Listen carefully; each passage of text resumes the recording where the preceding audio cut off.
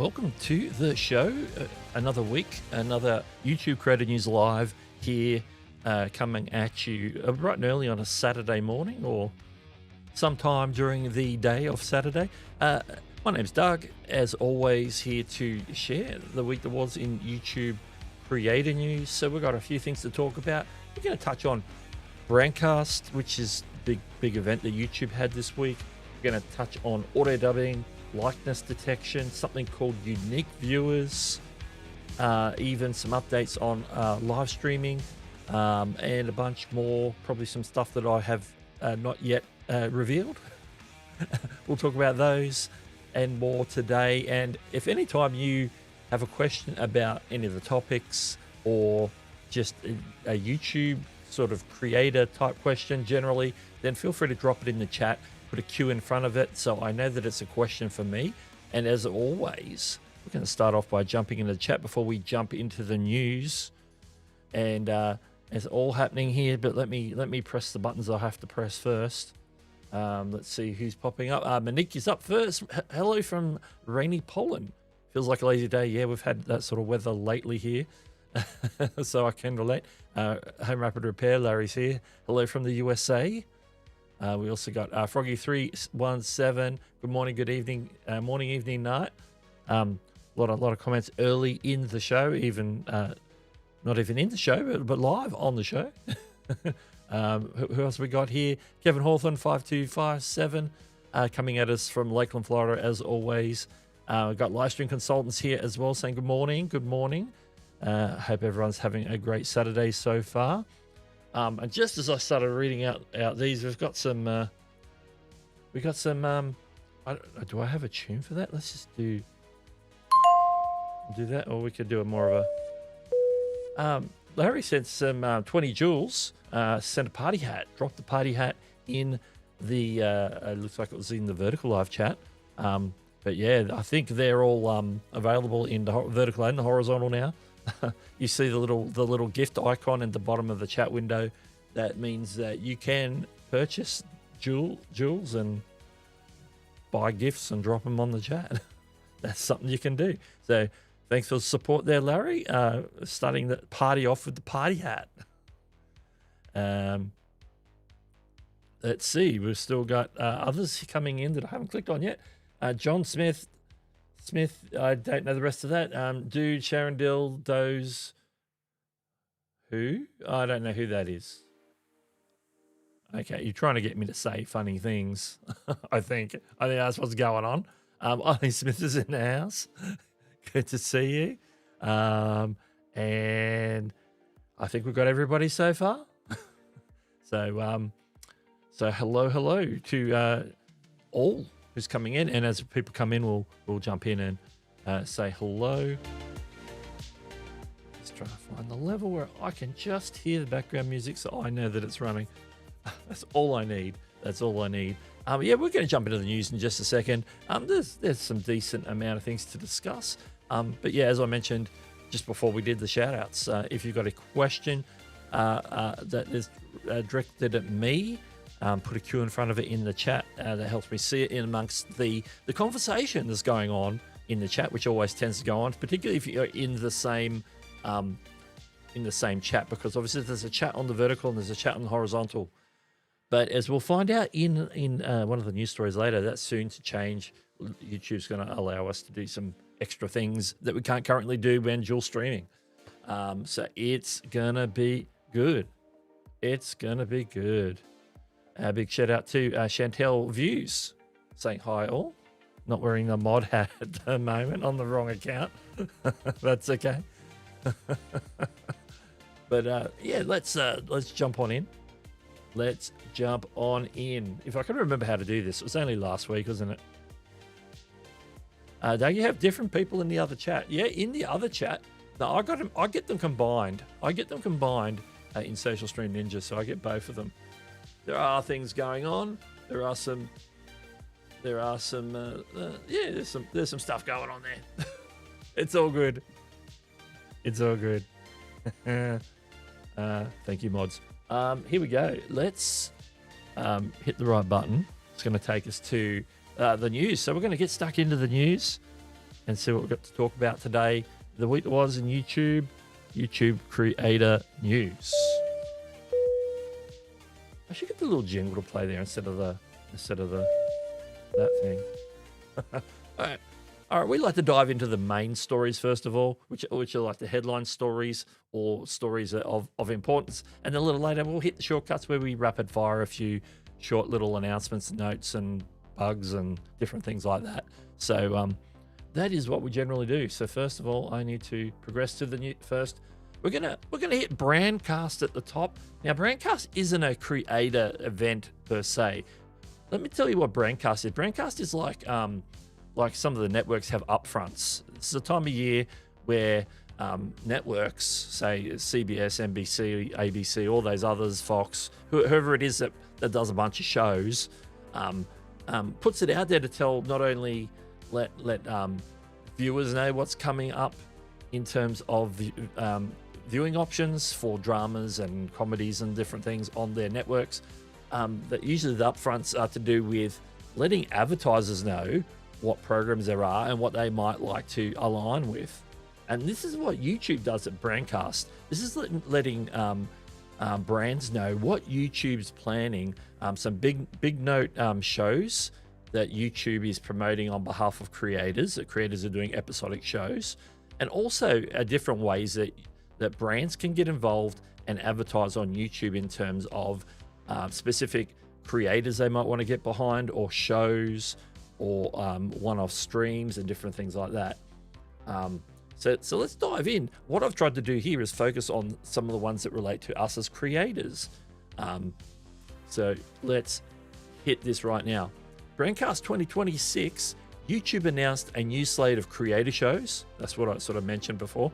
Launched powerful interactive features designed to bridge the gap between the viewer discovery and instant checkout. So there's a viewer element in terms of how viewers can do some certain things, which takes us to the first announcement, which is buy with Google Pay.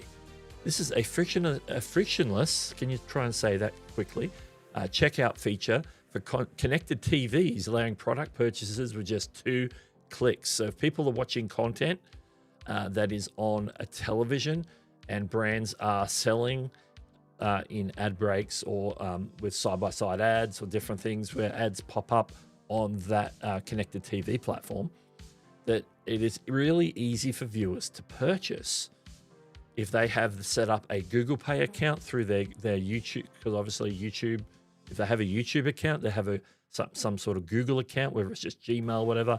If they also have that Google Pay set up, they've got that instant method of actually being able to say, I want to buy that, click, click, click, and you're done. Well, it says just 2 clicks, because when you have the buy with Google Pay set up properly on the back end as a viewer, it's going to allow you to just make the purchase. It'll already know what the shipping address is. It'll already know, obviously, the amount of the product, it knows your payment method because you've got that pre-set up. So it's just like, it's going to be like frictionless checkout experience for the viewers. So the viewers don't have to go and fill in forms, the traditional checkout methods that we find on websites. The next thing is affiliate partnerships boost. Now, we've talked about the YouTube affiliate program before. Now, this enables brands to amplify organic content where products are already tagged. So say if you're in the YouTube affiliate program, you've tagged some products, and the brands who own that product or whatever want to get behind it a little bit more, they're going to give you additional compensation. Not only are you going to earn your usual affiliate revenue, that you could get that boosted by the brands because you're promoting their content. And that's obviously at their discretion to do that boosting. So you can earn even more through YouTube affiliate program. So if you're in the YouTube affiliate program or you're eligible, then it's something worth looking at. Also, they talked about custom sponsorships. It's an AI-driven feature that pairs. Now, this is what we call Brand Connect, what we used to call Brand Connect, but it's now called creator partnerships on our back end. But for brands, they're sort of getting it pitched at them as custom sponsorships. So this is where it's going to match them with relevant creators, or relevant creators with them as brands, for to work out tailored promotional promos. In other words, sponsored content. So YouTube is being the middleman without taking any revenue, as we already know from previous announcements.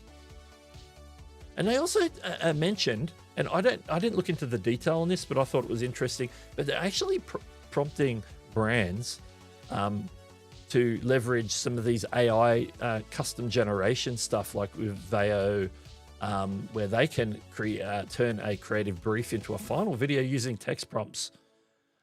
Which sort of says we don't necessarily need creators to make branded content, although they could do that as well. But where I see this, the way I imagine it, I don't think this is a replacement for creators, but this is something like where they can make their ads quickly. If they just want to drop an ad that's going to be dropped, and they're going to put ad placement, so the creator's still going to earn money through ad placements. It's like an easy way for them to make a really quick ad that they can put into Google Ads and make available, so that they don't have to like go and hire a team to create a custom ad. Although they could still do that as well. It's just like where they want to put something really quick and dirty up, but is still hopefully effective for them. YouTube's going to give them all those creation tools that we've seen that they've been dabbling with in terms of Veo and Nano Banana. I was going to call it Image Banana, but Nano Banana. All those different things. So they're giving them some tools as well, but I don't think that's going to take away from getting behind creators and general advertising on the platform, and specifically targeting programs like we see at the high end, where we've got some flagship programming, even though it's going to be on individual channels, that they know that's available to get part of. I know Dude Perfect's got a series coming out and different things like that, but they're all on their channels on YouTube. This isn't like YouTube TV. This is actually on their channels, and YouTube are just saying, hey brands, these are some creators that we know that you can get behind, because we've reached out to them and asked them to make this content, or we're supporting them in making this content, so that not only is it going to reach more viewers, but it's going to be something that you can get behind and you can sponsor, and that helps them recoup the costs of putting this series of programs together. So Dude Perfect's got a series that it could be 10 episodes or something like that, or maybe 15 episodes. But if they know they've got the brand sponsorships behind them, it covers the cost of producing those, and then they can get them out onto YouTube for all to enjoy. So that's what BrandCast is sort of all about this week. And there's sort of those announcements on this page here is more of the things that may sort of go sort of creator tilted a little bit more than some of the other things. So big huge production there in New York earlier this week for BrandCast. I'm going to jump into the chat. Actually, what I'm going to do, I'm going to jump back to here. Chantel has joined us. Well, it was harder to change. No. Swapping and changing channels. But need more mods? Yeah, I've got a few. They're not always all here. The ones that I already have in place. Oh, Smith is taking care of business. Look at that. Mod Hammer. Okay. When does the affiliate partnership boost go live? Yeah, I don't have specifics on the affiliate partnership boost. I feel like they've been doing some of that already, like testing it out. From what I do recall hearing them it being talked about before BrandCast. So I would say it would be available for brands to jump on as soon as they're ready to. So just keep an eye out. You probably, I don't know if creators are going to know about it. Like it's going to be targeting content that already like promoting through affiliates already got tagged, and so these bonuses might pop up seemingly out of the blue. So it wouldn't surprise me if they're already in play and it's just a matter of brands jumping on and taking advantage of that, and it being appreciative that there's creators out there who are promoting their product. So yeah, I'll have to go back to my notes because I'm sure I've heard about this talked about before. Chanel says, I was getting myself comfy laptop and TV and the stream to click and came on TV was vertical. YouTube, I never won the vertical on my TV. I think there's like recent stats that more and more people are watching vertical content on their TVs. But does that mean we have to like move our TV sideways? I don't know how that works. Oh, coffee in place. That's always good. I got my water. All right, let's jump back. We need to get on over to the next story. Now, Renee decided to drop this announcement very late this week on, I think it was Friday morning. A new metric on YouTube called unique reach. YouTube is introducing unique reach in analytics to measure co-viewing. This is when multiple people are watching together on TV. So harking back to the TV experience, not watching shorts, but say we're watching some form of content. And obviously TVs tend to be in the lounge room and it could be more than just a single person watching. And so they've got a metric where they can measure that in a certain extent. We'll find out more in just a second.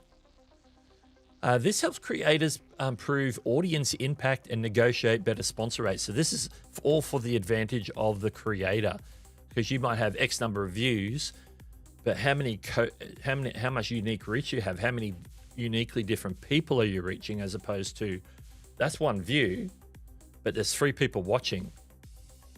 You know what I mean? So you're reaching more people than what the views suggest. So this is a differentiation from standard views. It counts multiple people on one TV as multiple co-views. So that's just what I was talking about. Unlike standard unique viewers, a unique viewer is where I'm a single person and I've watched the video 3 times, but it's only counted as one unique viewer because I'm a unique viewer. I've come back and watched it more than once, but it's still, you're just reaching one person. So it's sort of the opposite, where you got more people watching but on the single view. Now, how do they do that? Now, there were some questions on the video that Renee dropped, and people are going, how does YouTube know how many people are watching? If there's more than one, if there's 2 or 3 or 4, how do they know? Renee actually followed up and did a short to answer that question, because that was coming up very commonly in the comments on his video. They use what's called predictive modeling. It uses internal models based on demographics, category, time of day to calculate the figures. So this is an estimation metric. It's not a actual exact metric. Now, this is built off industry validation. In other words, they validate it against standards like Nielsen and others to ensure accurate shared data language for brands. And you'll be able to find this new unique reach metric in your YouTube Advanced Analytics. So you should be able to look that up as a metric that you can add to your table when you're doing some statistical analysis on your videos, if you happen to dive into advanced mode analytics from time to time. So yeah, Chantel says this is a fair point. Chantel says they're listening through your TV, joking, or am I?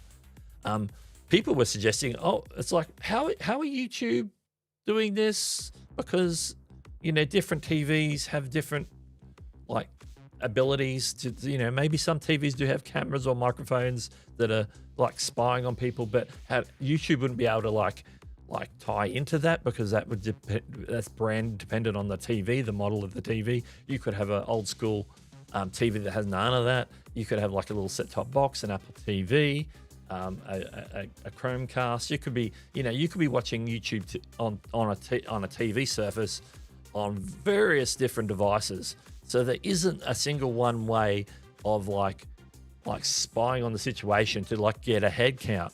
And so no, they don't do that. They're using this predictive modeling.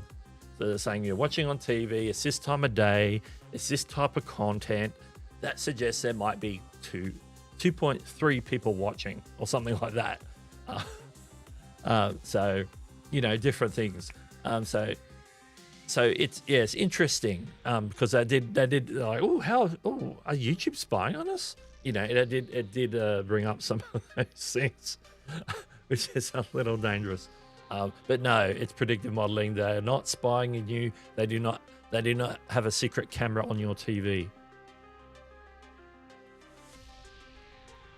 Okay, the next one is a live streaming related one. This one came out as a video also earlier this week. Renee and Barbara, who is the head of, I was going to say the head of live streaming. She's got an official title. I've got it in my notes, but I don't have it on this screen. Let me just go and have a look. She is the, go find the right story. Oh, come on, where is it?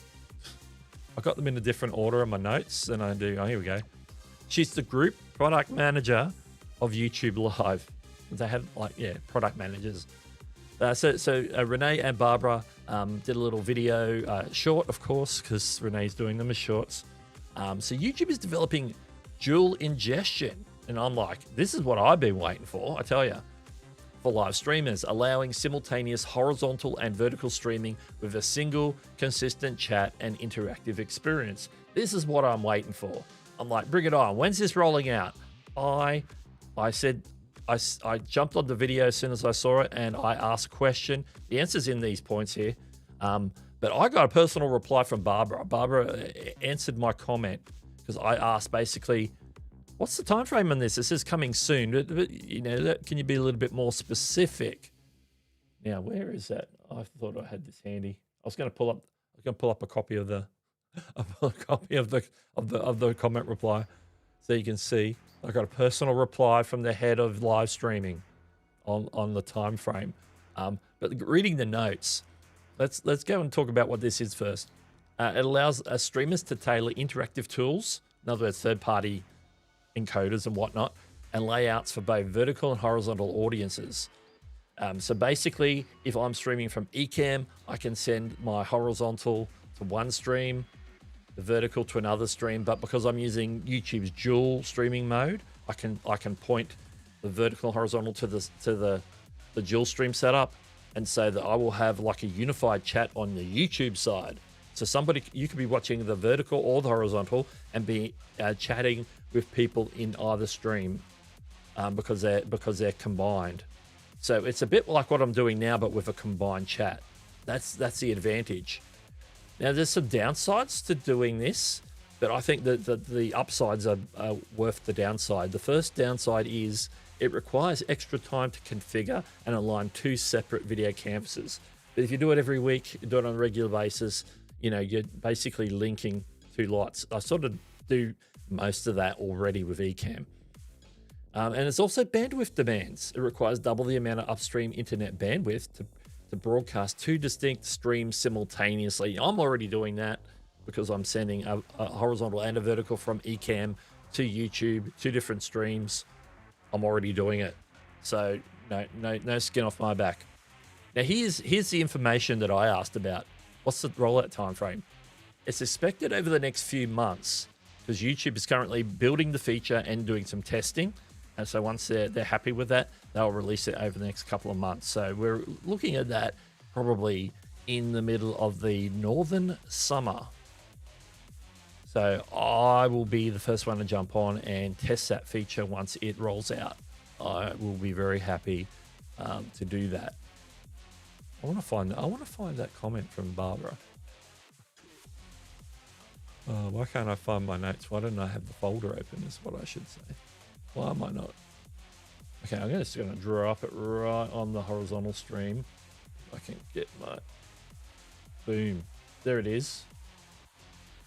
The next few months, we're still building some functionality and testing. So that's the answer. And just dropping it on the vertical so they can see it as well. Now I'll get rid of it. Beautiful. Dual ingestion. What I've been waiting for. That's my number one ask for the new dual stream feature.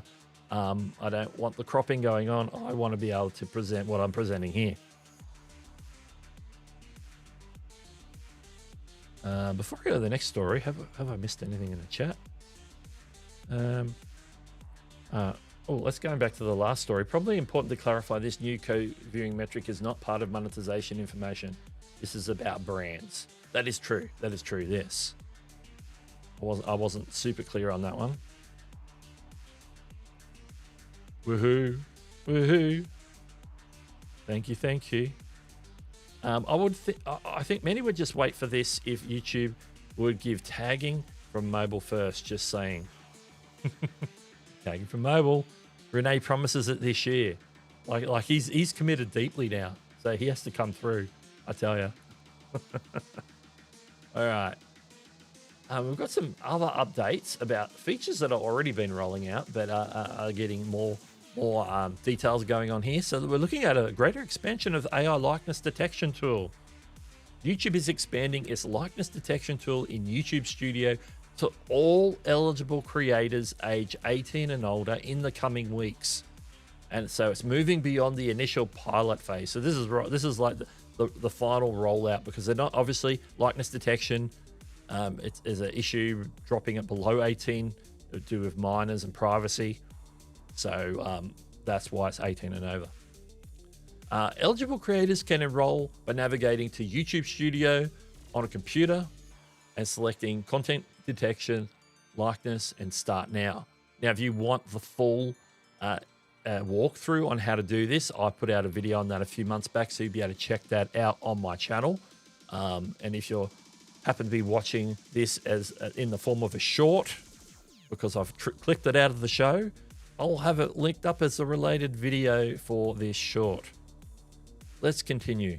One-time verification. The setup involves a quick one-time verification process. This is a bit of a recap, and gives YouTube permission to utilize the likeness detection technology. Once activated, creators can easily spot when their face appears in AI videos, or even maybe non-AI videos, and directly request the removal of unauthorized content. The tool remains active in the background to monitor uploads, even if synthetic uses of your face are not immediately detected. Like so far on my channel, I do not have any matches. I've been running it for a month or so now. So yeah, so, you know, I wouldn't expect, if you're a smaller channel, it's probably worth signing up, but you're probably not going to find a lot of matches, because there's not a lot of people out there ripping off your likeness. But at some point, when you grow a bigger channel, they will. So it's worth having in place early rather than not at all, if you're comfortable with it, of course.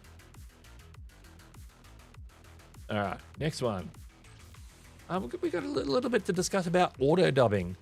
YouTube's auto dubbing feature is helping creators expand their global audience by automatically translating and overlaying audio tracks to match the cadence of the original video. Now, just as of this stream, it's currently available in 27 languages. So this number's like creeping up and getting more and more languages added, with 8 of those languages supporting realistic sounding expressive speech. So it's not just a monotone sort of dub of whatever your transcript is. It's actually trying to put some emotion and expression into the speech as it's being auto dubbed. Creators can monitor international performance using their audio track filter inside YouTube Studio. This is something I haven't really checked out yet, but I probably should jump in and check out, see, you know, how many people are like maybe watching in like French or whatever. I reckon I'll probably have some in Hindi for sure, because I think India is one of the high up places for viewers on some of my content. Excuse me. Focus on speaking clearly. This is optimization best practices. Avoid overlapping speech and provide translated metadata.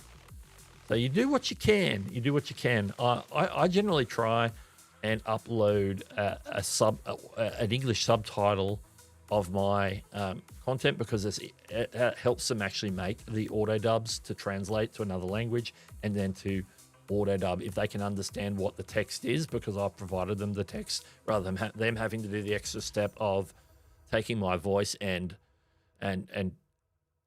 translating that in the text, or making subtitles, and then, you know, it's an extra step. If you can give them that English subtitle already, then that's a step less, or the transcript, that's a step less that they have to do, and they can get your auto dubs done quicker. Now, this is the update part. Upcoming editing tools. New tools will allow creators to manually adjust and improve the specific dubs applied to their videos. So if there's something that's not quite right about the auto dub, then soon you're going to have tools that are actually going to allow you to fix some of those issues, or have them redone, or whatever it is that the tools allow you to do. So there's going to be some editing capability coming in the near future for auto dubbing. All right, let's have a look. We got Shark Scrappers in the house. G'day, Shark Scrapper. Saw Shark Scrapper on the call last night. Tuber School. Yeah. It's super interesting to see the audio track views. Yeah, it would be. I'm sure you've seen some in your travels around the back end of people's channels. Let's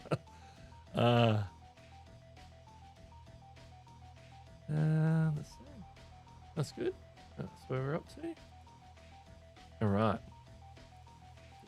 Is there another one for the main stories, or are we up to? Oh, no, we're up to them. I don't know. Should I press the button? I think I should. Yo, check the mic. 1, 2. Live from the studio, the insight's brand new. Dropping YouTube news that's strictly for the real. The feature updates and announcements, what's the deal? We got the inside scoop on the whole situation. Keep your finger on the pulse for this information. Get your daily dose, the essential guide. Right here on Shortcuts, where we let the truth ride. Yeah, Shortcuts. Word up, peace.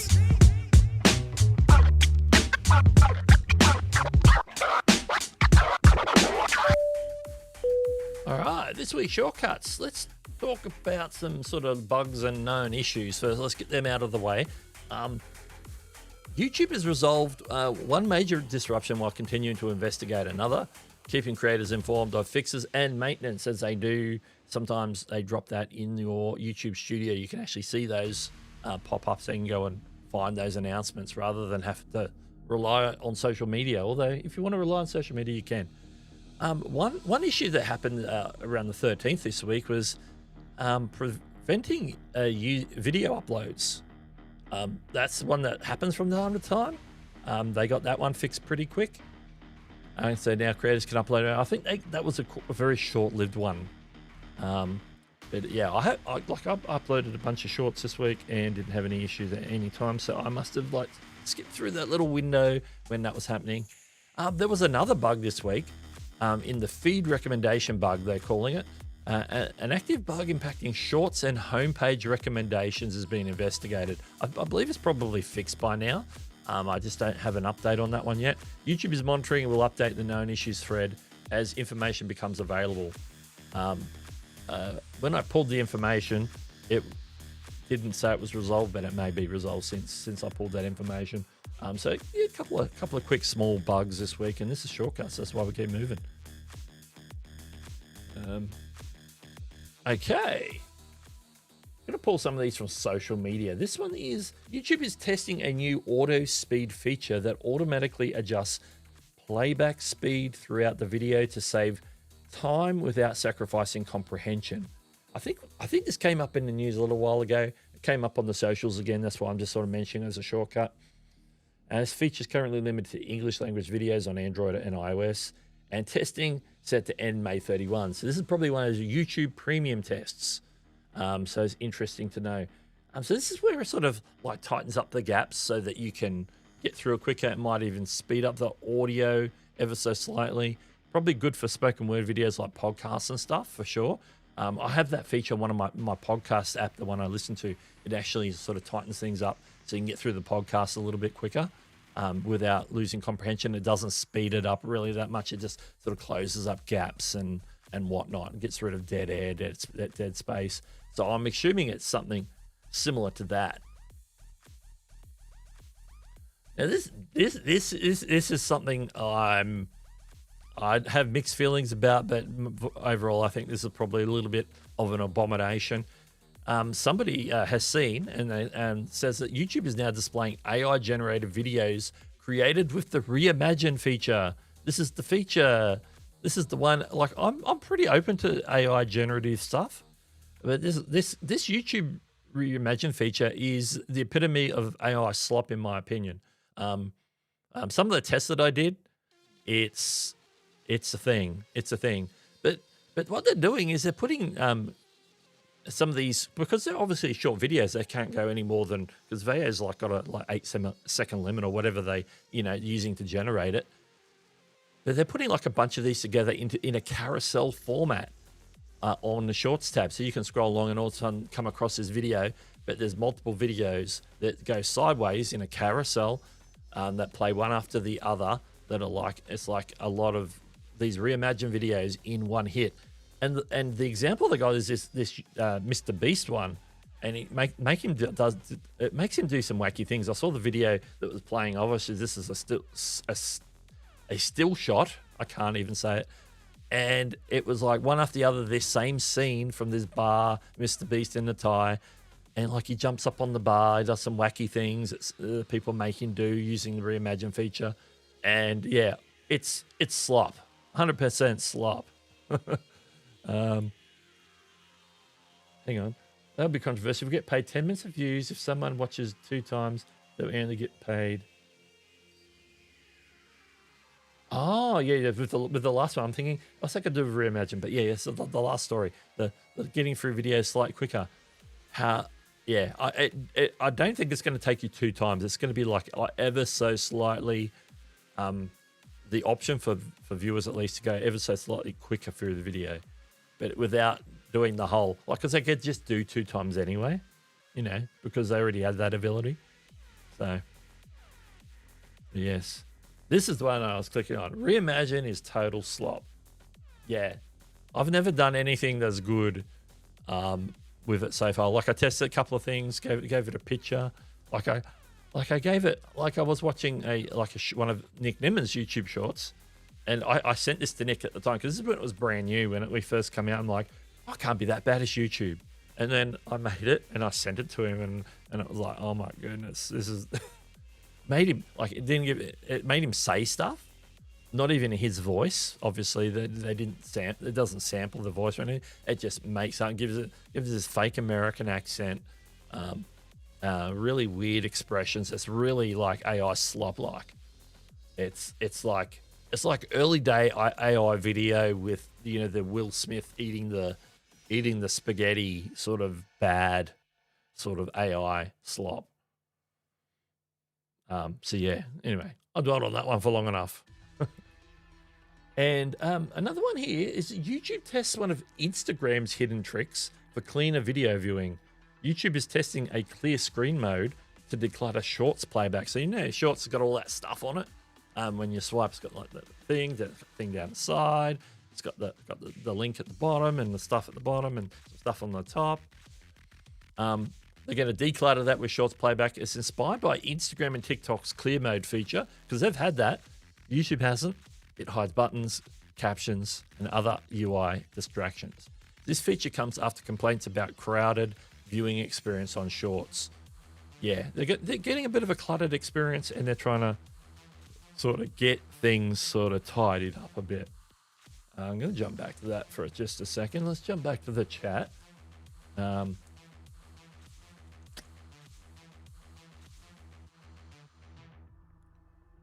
Drop those on for a minute. Shascrapper says, how about we just imagine tagging on mobile? Why didn't that come up? There it is. I'm reading it out and it's not on the screen. I'm like, what? How about we just imagine tagging on mobile before we waste time and energy on the reimagining crap? Absolutely. 100% agree. No question. Mobile tagging over Reimagine any day. Here's I'll say Roz for short. One of the OGs on YouTube. Yes. Good. Welcome to the stream. And it's everyone else saying hi. Cool. I do have a couple. Oh, yes, one more segment. before we open up, you can drop Q&As at any time. That's fine. Put a Q in front of your question if you have one. But I will be. We've got one more segment. One of them in the Ask series. But this week it's not Ask Renee.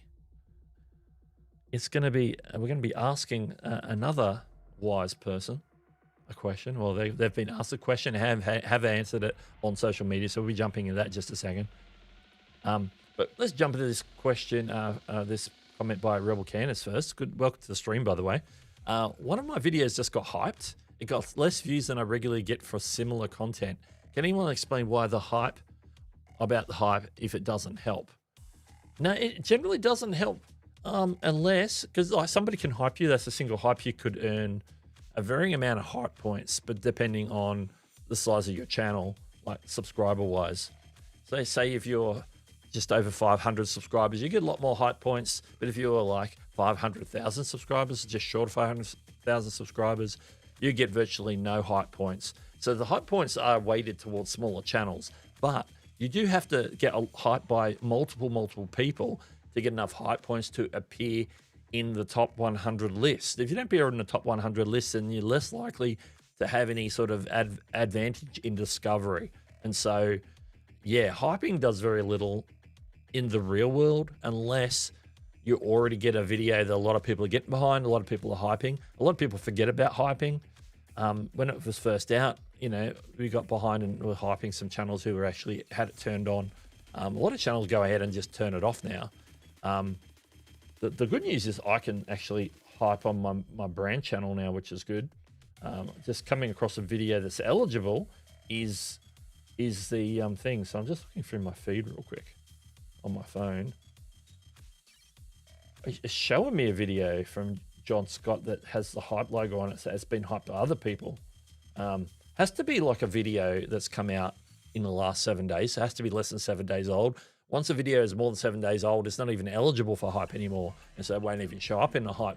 Even if it gets a lot of hype points after those 7 days, it no longer shows in the top 100 if it happens to be in the top 100 in your country, your region. How they do it, I think they have broken out into some sub-genres now, but not really that many. So I don't think it's I think it's a way of viewers showing some support, but unless it happens at scale, I don't think that there's any real advantage to creators in terms of getting more views or getting on other people's radar, unless of course they find you in the feed and it shows like the hype logo and go, oh, okay, this one's been hyped by people, so let me see what that's about. That could be the only other way I could see it, like maybe helping. So, you know, as a tool, I don't think it's that helpful for views for small creators, unless like it's like a community push, a lot of people in the community.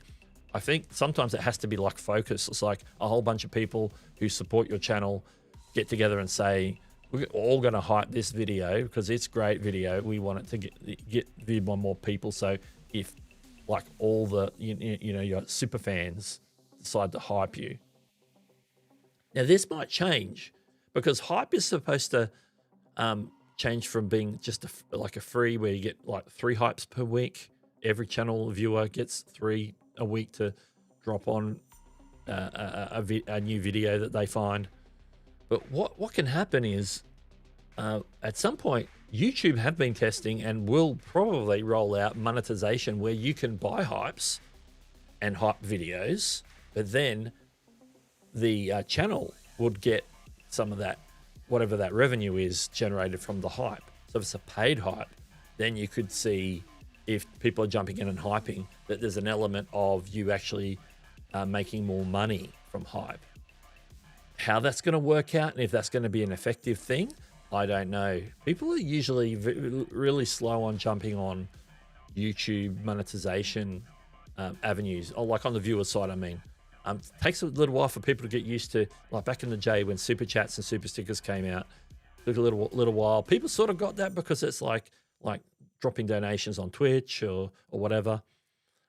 We see that now sort of with gems. Now they're rolling out gems or jewels with the gifts, and you know, on the vertical live streams, they've been there for a while. Vertical live streams are rolling out to more countries, but now they've opened it up to horizontal streams, and I've turned on mine just because I like testing new features. And it's taken a while. I think viewers haven't really cottoned onto it yet on YouTube. Like on Twitch, we have Twitch bits. Users on Twitch are used to that. Some of those people, when they come over to YouTube, might pick up on what that's all about and sort of jump on the bandwagon. But I think the uptake on those are a little slower because it's a new feature. People don't really understand it if they haven't been on Twitch before. I think TikTok might have something similar. You know, don't ask me about TikTok live streaming. I know very little.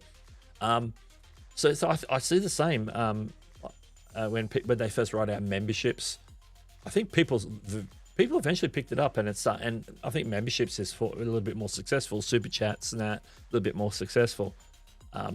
It remains to be seen how people are going to go with the gifts and the jewels. It'll probably pick up with the microtransactions, but I don't know how it's going to work with the hype. It just depends on YouTube's implementation when it comes to hype, when they do the paid hypes. Because it was mentioned when they first rolled it out, that's something that they're considering, something they're looking into. I know they've been testing it in certain markets, but I think that could be interesting. It's all gonna come down to how easy or hard they make that. Oh, and it's pop up on the screen there, on the horizontal. Speaking of jewels, Ollie Smith sent 10 jewels, sent the gold coin 10 jewels. Thank you, Ollie, for the dropping the jewels and sending that gold coin. It would have done some sort of animation over on the vertical stream if you were there. Probably helps that I have the vertical stream. I don't even know if that it doesn't show in the back end decoder. I'm gonna leave it playing over here. All right. I'm gonna quickly jump in the comments, and then we're gonna get to our this week's Ask segment. I've lost my place because I jumped down. Other chat say hi. Hi. I'm just clicking around. Here we go. Lisa, Anfield Road Late in the Loft. Hi, everybody. Hello. Welcome. Didn't like how ClipChamp forced you to be online. I prefer working offline. I'm trying to remember what ClipChamp is. Was ClipChamp? Is ClipChamp? I think I'm getting confused with a live streaming app that I had a similar name, but I'm not even sure what ClipChamp is.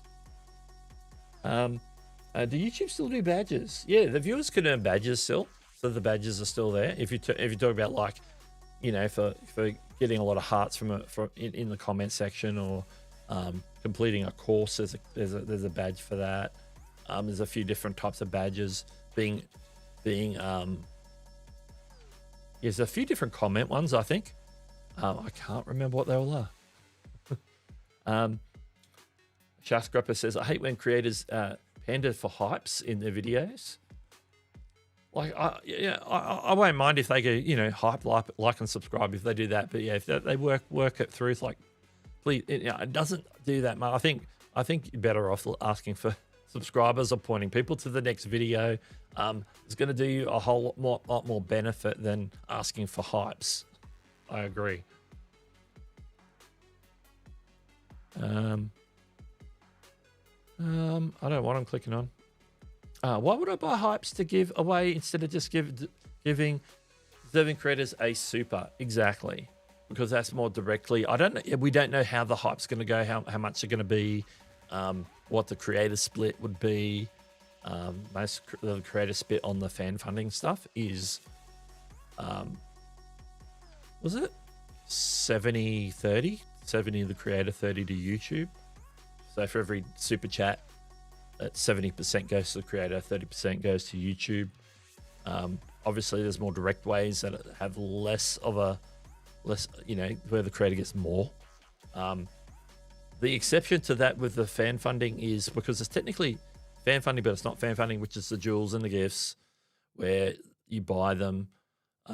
They're worth an innate amount. The jewels are worth an innate amount, but you could buy more jewels if you buy them in bulk. So you know, they might be getting less per jewel if you're buying the bigger packs. If you buy the smaller packs, you know, they're getting a lot more income. But then the jewels get converted to gifts, and then they get converted to rubies in the back end for creators to get back as money. Now, each ruby is worth 1 US cent. Sometimes there's bonuses where they double it or whatever, or give an extra 0.5 cent per ruby. So if you start earning a lot of rubies, that's going to start to add up a little bit. But you got to get 100 rubies to get $1 basically.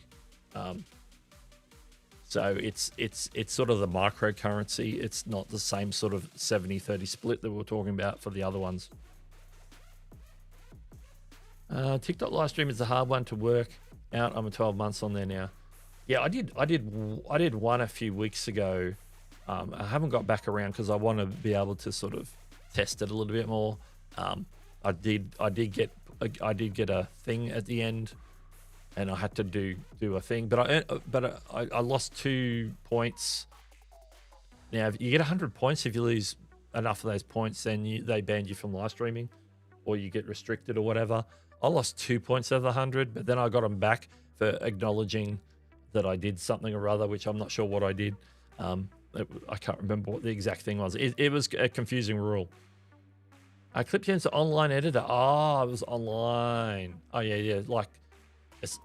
So it's like, yeah, I think of Microsoft and an editor, I think Windows Movie Maker. That's what I think.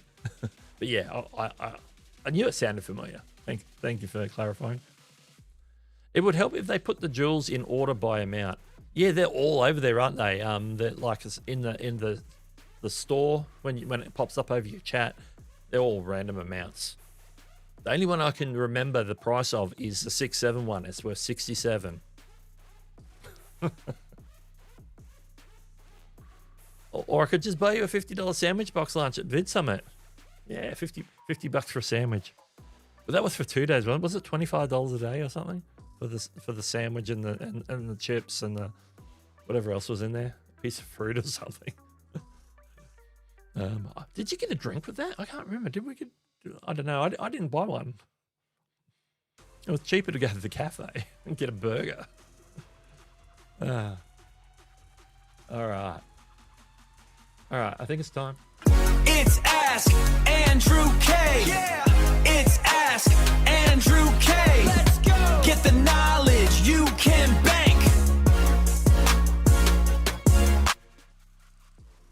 This instead of Ask Renee, it's Ask Andrew K today because I found this one on the social media. Here we go.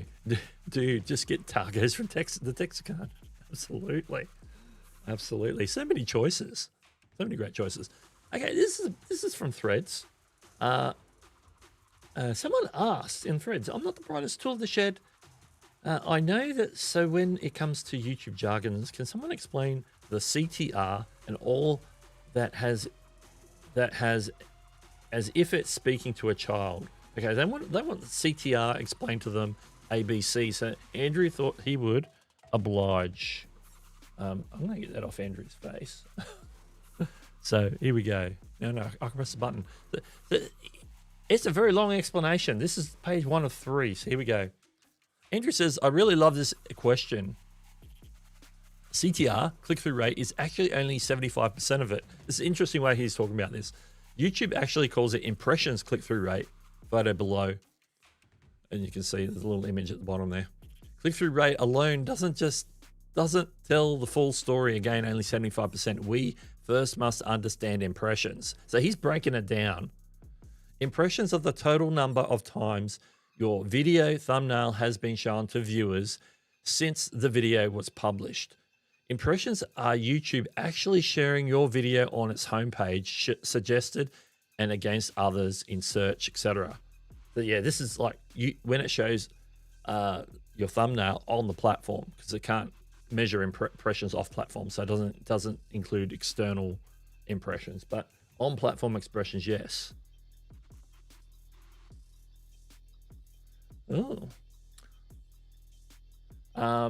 Impressions click-through rate is how we tell the video did when YouTube shared it. The reasons impressions matter is YouTube could share the video to one person, that person clicks through, and that's 100% CTR or ICTR, impressions click-through rate. However, that's only one view and not a great sample size. YouTube is communicating with you. If you have high impressions and low views, there could be a thumbnail change required. think 1,000 impressions and a 1.2 impression click-through rate, ICTR, that's 100. That's 220. I can't even read numbers. 120 views out of a possible 10,000 people shown. So you'll get your video's been shown 10,000 times, but you got 120 views. That's a 1.2 click-through rate. To break it down, so this is his summary. Impressions are YouTube sharing out your videos. Impressions click-through rate is how people responding to the title and the thumbnail, how they click through to view the content. Views are the number of people who watched it for a specific time, because obviously the minimum amount of time to watch before it's counted as a view. Watch time is the amount of time viewers above watched your video. So that's how long they watched through. ICTR is one part of a multi-step process and alone can be confusing. Please let me know if you have any questions. Love this topic. So Andrew is breaking it down in great detail for people on Threads. So if you have any questions for Andrew, he's probably a good place to ask YouTube questions of Andrew is on Threads, because I know he's a little bit more active over there than places like X. So that is ask. That's the segment today. Ask Andrew K, not Ask Renee. Yeah, thought I'd share that one with you. I saw that one this week. I thought, yeah, I'm going to share that one. We're going to do Ask Andrew K. So I had to come up with a jingle. Because I can't use the Ask Renee jingle. The other week, I nearly did one from Todd Bray Pro, who's the one of the product leads for the algorithm over at YouTube. He was answering a question the other week and nearly did one of that. I think I had a busy stream. I didn't include it. Maybe one day we'll have a different segment. Let's jump into the chat. Here's the late breaking announcement. Nick Nimmin is not streaming today. The power outage, there's no power at the studio, there's no stream. I can understand that. So we don't have to rush to be ready for that, unfortunately, which is sad because we always like joining Nick and Dee on the show every week. So yeah. Been on a good run though, Nick. I haven't had a week off in a long time. I think there was one back early in the year, January or February. It's been pretty consistent since then. Let's have a look. When I go into Studio AI, I ask them to explain things as plainly as possible, and they change how they explain it. Okay. Yeah. Ask Studio can be handy if you want something broken out for you or explained. Whether it does a good job. Yeah. If you ask it like how simple an answer you want, it can sort of simplify that for you, for sure. A baboon moonshine. That's hard to say. It says hi. Welcome to the stream over on the vertical. Then can I get Andrew up early Saturday morning? Sometimes he pops in the tail end of the old show. Had him a couple of times this year, sort of popping by. I know that Andrew and Roberto will be going live on the Opens Clip channel later today, as they normally do, which would be about 1 p.m. Eastern, I think the timing is. So that is to be remembered. So keep that in mind. Yeah, that is disappointing. Okay. Extra time. Yeah, but it's like we could do a Q&A session. We could do a Q&A. So if you have a question for me, drop it in the chat if you want to share this out. We might be hanging around a little bit longer today. Just do your thing.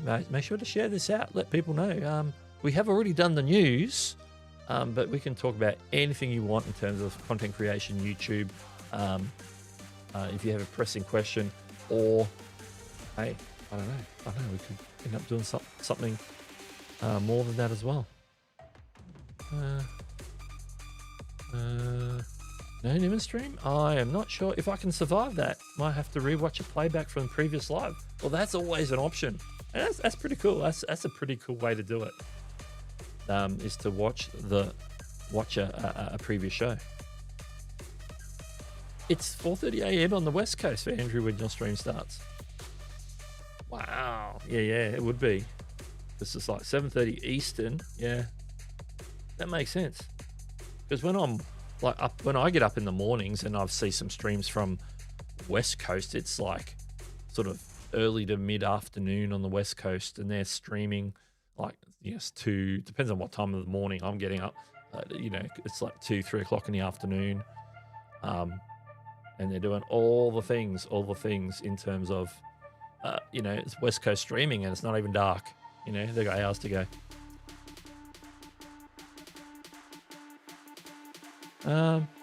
Doug, what do you think about me moving Movie Maker 2012 on my Windows 11 laptop? I just, from time when, did things before we went online. Yeah, if it works for you, then definitely whatever works for you in terms of getting the job done, that's the way to go for sure. I don't know the compatibilities and all that sort of stuff with Movie Maker. I haven't been on Windows for such a long time. I'm a Mac. I've been a Mac user since I pretty much before I started YouTube. So I do use some PCs at work, but even at work now, I have a Mac that I work on. So I'm Mac all the way. I have a PC on my desk at work that sits there and doesn't do much. And I think it's Windows 7 or Windows 10. Oh no, I upgraded it. It's Windows 10 now. I got it on Windows 10, but it was running Windows 7 for quite a while, until it was like no longer supported. So as a technical question, I don't know the answer, but yeah, if it works, then go for it. There's a lot of freebies on Windows, but it just depends on what your system's capable of actually running. Like I would suggest DaVinci Resolve because it's free, but it does need minimum requirements in terms of the CPU and the graphics card and the RAM and all that stuff. What do you mean when you're getting up? You never sleep. Unfortunately, I do need my sleep from time to time. Ooh. Froggy saying channel reviews. Miss the old days. Yeah, I haven't done that for a while. I usually plan and like do a stream, Chantel, myself, and we do a bit of that. So yeah, I could be persuaded if somebody wants me to like give a first impressions review. I don't have a mechanism for actually doing that, but I can obviously pull up. I can pull up a screen share. That's haven't even done a screen share on this show for a while. Let's see what happens. There I am. I'm screen sharing. It's a little bit janky because I've got video playing on video. But if I was on like YouTube proper, that'd probably run better. Yeah, looks a bit better. Looks like I'm not as janky. But yeah, see, I could technically do it. I could technically do it.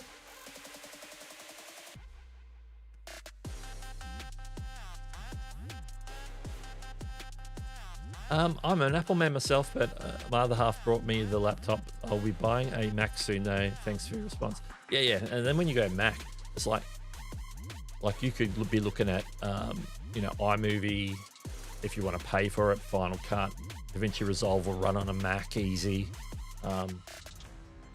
Unless it's like, I don't know about a Mac Neo, but like if you like Mac, one of the modern M series Macs, M3, M4 above. That's not like maybe a MacBook Air, but if it's like a Pro or a Mini or any of those Studio, any of those iMac, that's like a more modern M series, they'll probably run DaVinci Resolve quite fine. Both Windows and Mac will run like a version of CapCut. There's like desktop versions of CapCut. Obviously, there's an element of that's free, and an element of that where there's paid features. So it could be a little bit iffy on that. But there are definitely some free options on both platforms, and obviously if you're on mobile phones, there's a bunch of free options as well. or you know, free to pay hybrids, depending on, you know, like CapCut, which, you know, you can get some stuff done for free. The YouTube Create app on mobile, on iOS or Android, is, you know, it's fair for editing. It's like your typical phone editor. You don't have to use any of the AI stuff if you're not interested in that. My Mac is 2013 is still working. Yeah. Like my first Mac was 2012. I had a MacBook Air, just like, it was like the smallest, cheapest 11-inch MacBook Air from 2012. And that kept me going, including doing editing and stuff. And like I was running Final Cut on it up until when I got my MacBook Pro in 2019. I think it was one of the last, nearly the last, probably the second last Intel series MacBook Pros, which I still use. I still have that on my desk upstairs. In my studio here, I have a Mac Mini. It's an M1 Mac Mini, so it's the first one. It's the base model. Handles my streaming just fine. Obviously, if I throw a lot at it, it will slow down. I'm using an M2 at work, which is running a little bit better. If I wanted to upgrade, I'd probably upgrade this one to the latest M4, or if it, by that time the M5 comes out, I'd probably, you know, upgrade the studio possibly. I don't know. But yeah, I'm a Mac guy. I'm a Mac guy, and you can tell I'm streaming with Ecamm, so I'm truly a Mac guy. But there's a lot of great stuff out there, free or paid, in terms of software to do the editing, to do the live streaming. Like you can live stream for free without a problem using OBS or Meld, without issue on a Mac or a Windows machine. Still have the old Filmora. There you go. All right. Getting a little quiet in the chat. Not completely, but anybody got any questions, drop them in there. You know what? If anybody puts up their hand, if they want me to look at their channel and like drop it in the chat, I'm prepared to do that as well. Chantel says, I'm glad I upgraded my Mac Mini last year to the M4. Yeah. Because you had an M1 as well, didn't you? Like I do. My M1 is still going really well, but yeah. At some point, like my next Mac purchase is probably just going to be the upgrade for the M1. And then I'd move my M1 into my other desk upstairs to be a little bit more capable, so I can do more video editing up there, even though I can edit on my MacBook Pro, but my MacBook Pros are Intel. So, you know, I have limited direction to go. It's not always going to be supported forever at some point, but I know Apple will support it for quite a while. Macs can be very challenging to scrap. I can understand. They need to do a better job of considering end-of-life challenges for their hardware. Yeah, I know what you mean. Particularly like in the form factors and how everything's integrated, and you know, a lot of it's like if you don't use like their parts, you can't like sometimes some of them you can't swap out, like unless you know what you're doing. Like you can't just put any like internal, you can't change your NAND chip for your hard drive to something bigger unless you get it from the right place and know what you're doing. You've got to have skills that most users don't have, and then if you know one wrong move and you brick your Mac because you had to pull your old chip out and now you can't put it back in because you bricked your Mac. Yeah, there's some issues in many aspects of repairability, and also what to do with your end-of-life stuff. Like I've got literally, like the same can be said for mobile phones, although you can, you know, they do take them as, and there is ways of recycling those. What they do with them, you know, sending them off to, you know, like with a trade-in situation. Like I've got I think this is an old, like iPhone 4 or 5. I got one of those. Another one here from about the same vintage. I think that's a different model, but it was another one. Even got an old Samsung. Floating around, multiple like iPads, and then I've got a couple of old, like my MacBook Air from 2012, and then my daughter's one, which was I think from 2013, 2014, where One of them doesn't even have a battery in it. The battery swelled and it was taken out, and it's just like if you wanted to run it back when the battery first came out, you could put it on, you could plug it in and run it. But if the plug pulled out, the computer would die because there's no battery. I can't even get it to boot up now. But I've got that sitting around. It's like, it's got a hard drive in it. It's got got a logic board and screen and a keyboard, in reasonable condition as reasonable as they can be. It's like, what do you do with them? They're just like sitting around at my house. You know what I mean? Sitting in a pile of e-waste. So yeah, I need to come watch your channel. I need some advice. Ooh, yes, channel check. All right. Like that. My M1 wasn't coping with the speeds I needed to render a pile of client editing. That's right, I remember that. Yeah. My MacBook Pro chucked a sickie, yeah. Got a bug last time my channel reviewed StreamYard. Oh, that long ago, when they were actually giving out prizes and stuff. This is why I love building my own PC. I have a Mac just for formatting my books. Yeah. PCs are definitely more sort of. If you wanted to, you can build one. You can buy them pre-made. If you need to upgrade, you can swap out a GPU, CPU, add more RAM. You change your hard drive if it dies, or increase the size. It's so many different things you can do with a PC. I used the mug for my mobile. I'm just sitting as my iPhone 6s Plus. Recently got Apple to put a new battery in the last year. It's back at 96% again. Yeah, I can imagine. Media Radio Jingles Gaming TV, Gaming YT. Hello. Welcome. Good to see you. Okay. Now my next challenge is remembering how to. Okay. There was.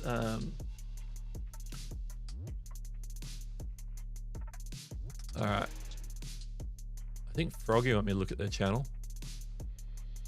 I'm going to the. Okay, let's pause that. Let's have a look what we got.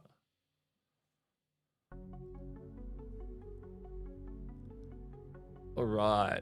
Now I've got to go. I'll make sure I look at the actual screen so I can read it. Don't look at the eCam screen. Okay, we got Frog316 or at Froggy316, 1.57k subscribers, 3.6k, 3.6k. That's 3,600 plus videos. Been on YouTube over 17 years. That's one of the reasons. Let's have a look here. Yeah, joined December 31st, 2006. That was way before I was on the platform. But over that, over 1 million views over that time. Hitting 1 million views isn't to be sneezed at. That's good. Been a while since I've done one of these reviews. Okay, homepage is. Okay, we've got out a couple of shells. We've got. This is the featured video. And we've got a For You shelf, which could be random content depending on what YouTube decides that I want to see. Or it's just picking an offering. And then we've got one playlist channel. It's called 4 Years. And obviously we've got looks like we've got recordings from speakers. Looks like a big church. See Walking with God, Book of Jude. So we've got sermons and stuff on that. We don't see too much else. So I'm going to go to videos tab, just get an idea. Yeah, that's right. I remember you doing the live streaming and stuff for your church. And so you got a lot of that type of content, church related content. Some stuff that's vertical, that's long form, which is interesting. No thumbnails clearly, but make that do its thing. Okay, you got your Froggy 316, 317. A lot of that lately, the vertical. Oh, we've got a horizontal here. They're all 30, 40 minutes, an hour and 15, but they're all vertical. That's an unusual format, but some people are getting into that. And you're just uploading them as is, not giving them a lot of interesting titles, just the name maybe of the speaker or something that relates to what the content is, but nothing that's sort of compelling in terms of what the video is about. I'm gathering that this is gets shared out through the local congregation and that, so they can watch people who maybe don't make it to a particular service. They can watch the message. You can see some of these ones. Like I like the lighting and stuff on these, and the coloring. It looks interesting. It looks fairly clear on the video without even playing the video. I can tell that's just like a screenshot from the video. They're coming up quite good. A couple more verticals. So I guess the question is, what's the direction of the channel?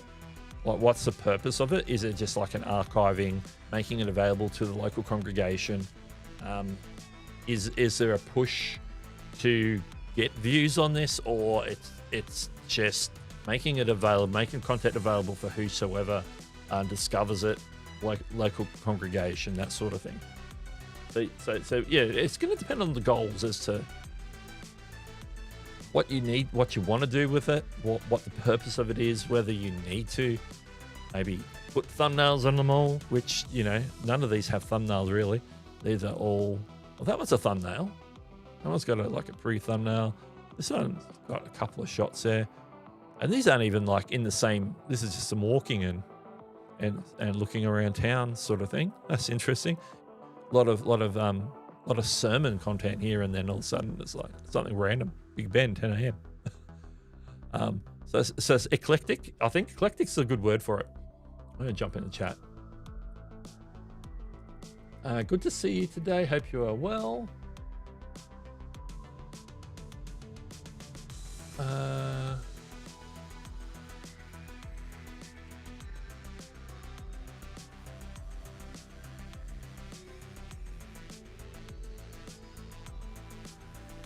Not long until not long till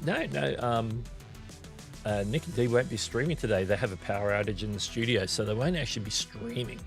So that's why I'm sort of lingering. I'm lingering today because I know I don't have to rush. Like I don't normally do like channel like check out people's channels on the Create a New Show. That's it. That's the announcement there. Yes. Memories. So it's basically like an archive to remember the sermons, remember some of the other things that have happened here. And yeah, so it's like a place to archive. So the goal of the channel isn't to get millions of views, to get a bunch of subscribers, but it's there for people to enjoy if they stumble on it. It's an archive for people to go back to if they were involved in some way. I just realized that stuff was on my face, so I'm just going to turn that off. Oh, and then B-Max coming up. There we go. That's a little bit cleaner. That's a little bit cleaner. So that's fair. That's you know, if that's the use, then you know you don't need to do too much of the best practices. You just need to make sure you don't do any of the stuff that's going to get you like banned from YouTube or anything like that. You know, copyright stuff. And that's usually the way to go. The content's inappropriate, which I doubt you can do any inappropriate content based on what I'm seeing here. So yeah. So it's that. That's what I'm seeing. I'm just looking at this. Oh, I've already looked at that part of the chat.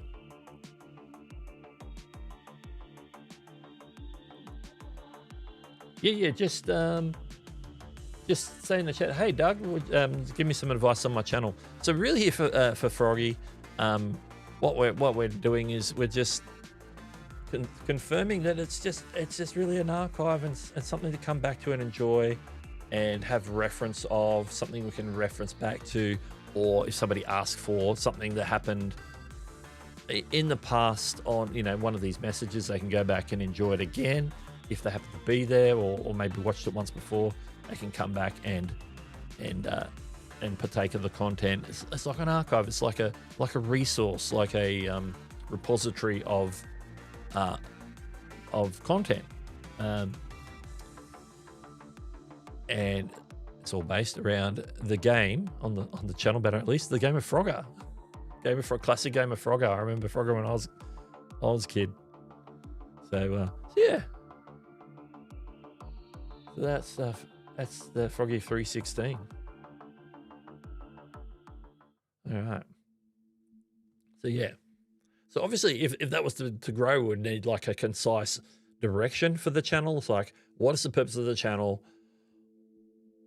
What do we need to do if we want to? Okay, is there growth involved or monetization involved? What do we need to do to optimize that? Do we need to make obviously in this case I'll go, okay, we need to get some descriptive titles on these videos and make them somewhat compelling so people would click. Same with the thumbnails. Some thumbnails that would get them to click.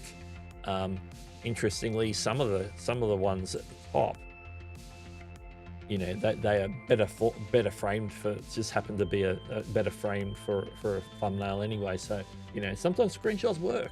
And then we would, like, on the homepage, we would categorize things. We'd utilize playlists, and then all that sort of stuff. There's a lot of more things. Okay.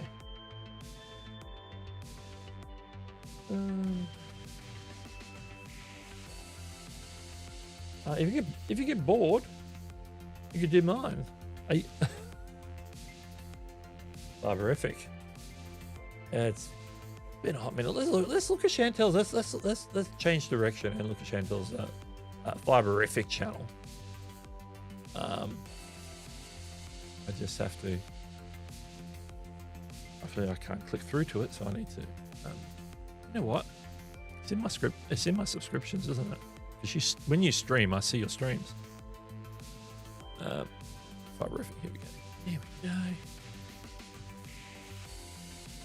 And we're going to screen share. Here we go. This is the Fiberific channel.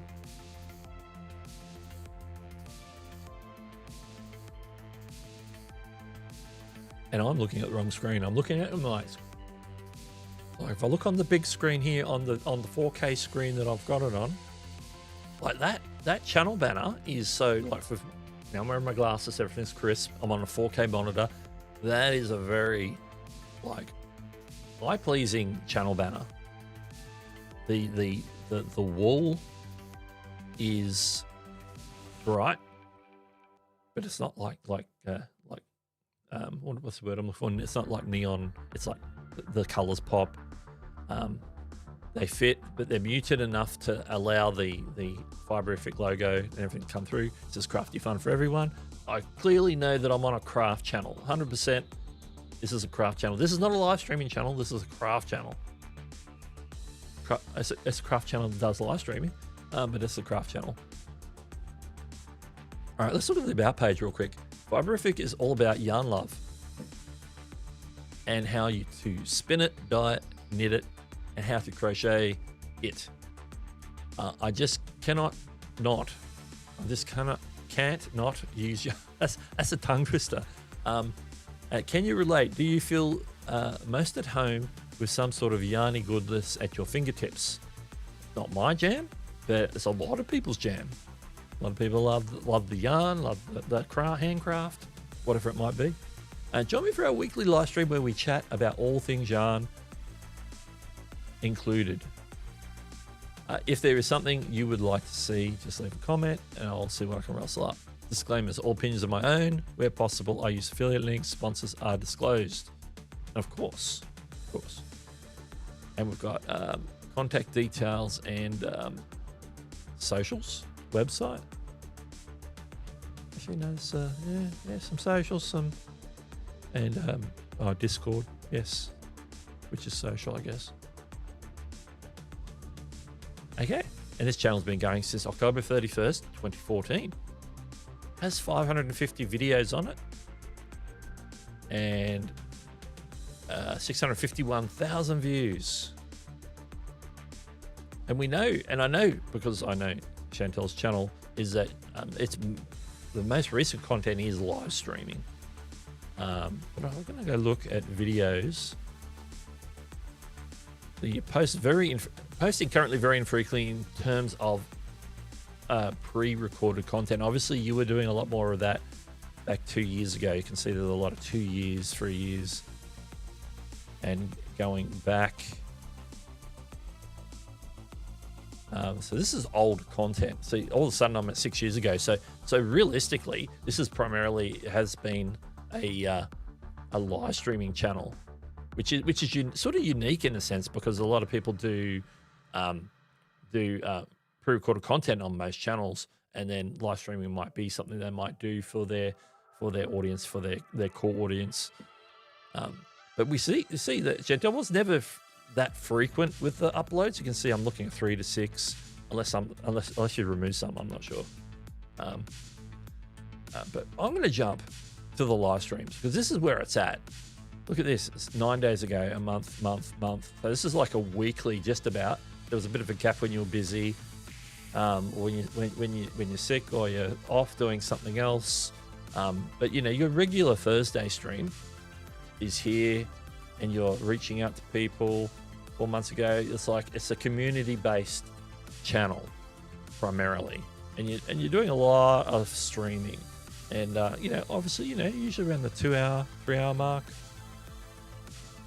which is great. And we know that Chantel does great streams, because we've seen her do her live streams on Mondays as well. A lot of you would have been in on those streams on Monday mornings.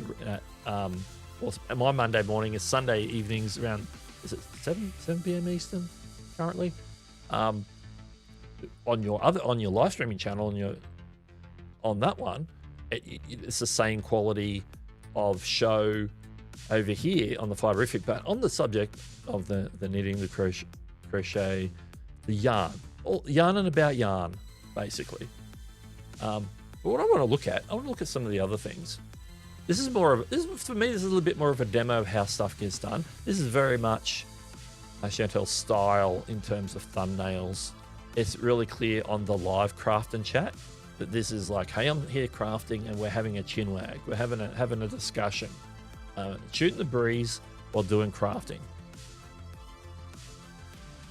I want to click on shorts, because I do want to show you that Chantel has dabbled in shorts, and obviously it doesn't tell me the age when I'm looking here, but look how vibrant this is. Like, this catches my attention in terms of jumping out because of the vibrance of the colors of all these yarns.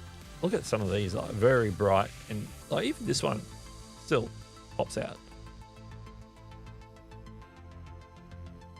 So I like that. I want to see how old this one is. I want to see what that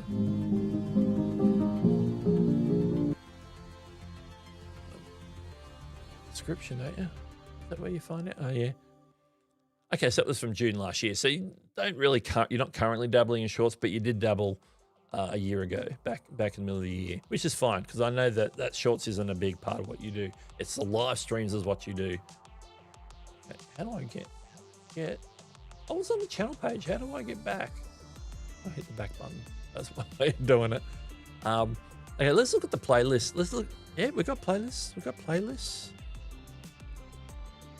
Obviously, the ones on specific topics are sorted. Like the ones on Ravelry Help is here. All the productivity streams are grouped together. I've got the live craft and chat streams in some different playlists here. Multiple playlists. Some of the stuff's older down there as we go down. A lot of older playlists, but I know that most of the content, the current content, is live streaming. So I don't know how you would like what would be. I don't know what the best way, because I'm still working that out for my live streams. It's like, how do I group my live streams into playlists? Like, I make sure I've got like a playlist that's my YouTube Creator News playlist, and then they go in there each week. I got my horizontal, I got my vertical, and whatnot. Let me jump in the chat and see what people are saying so far.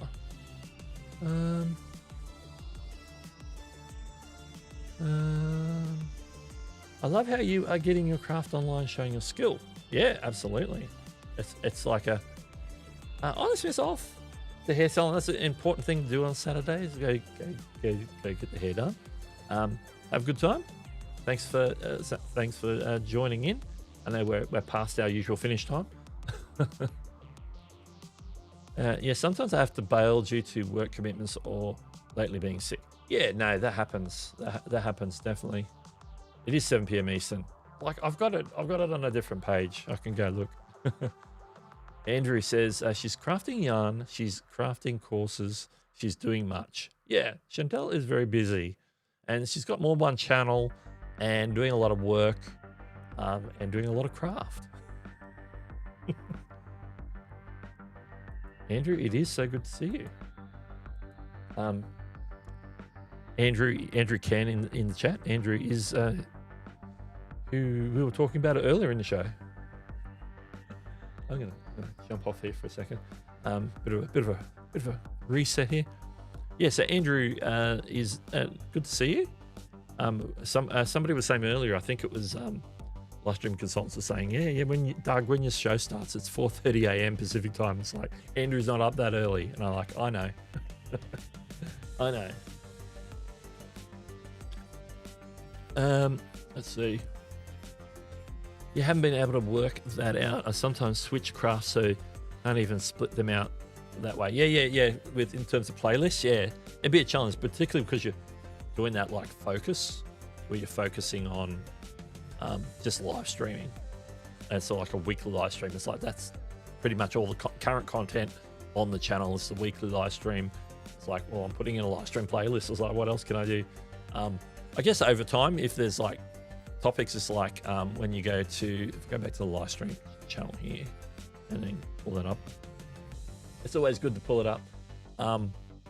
Okay, so we're doing a blanket. If you had a series where maybe over a couple of weeks it looks like you were here doing the same, you were making these squares, you're putting them together in a blanket. You could do that as a series, like saying, okay, this week we're making a whole bunch of these squares. This week we're then putting them all together to make the blanket. That's a series, even if it's only a couple of live streams, or maybe you're doing it over like a period of a month. Like this month we're crocheting blankets. Week 1 we're doing this, and then you're progressing, and then by the end of the month you're putting the blanket together and doing the finishing touches, whatever that involves. I don't know what that involves. My mum does this stuff. My mum does like crochets blankets and stuff, and sends them to all her grandchildren and different things. So, she does all that. I don't understand it. I don't know all the techniques. She does. So yeah, you could, the series where maybe there's something repeated or follows on from the previous week in terms of the project being worked on. Obviously, at the same time, you've got the chat going on. So the chat topics could be different week to week, but the overarching topics are the same in terms of, hey, this is what I'm working on, and people are watching you do that. They can still learn from that and like enjoy the conversation along the way.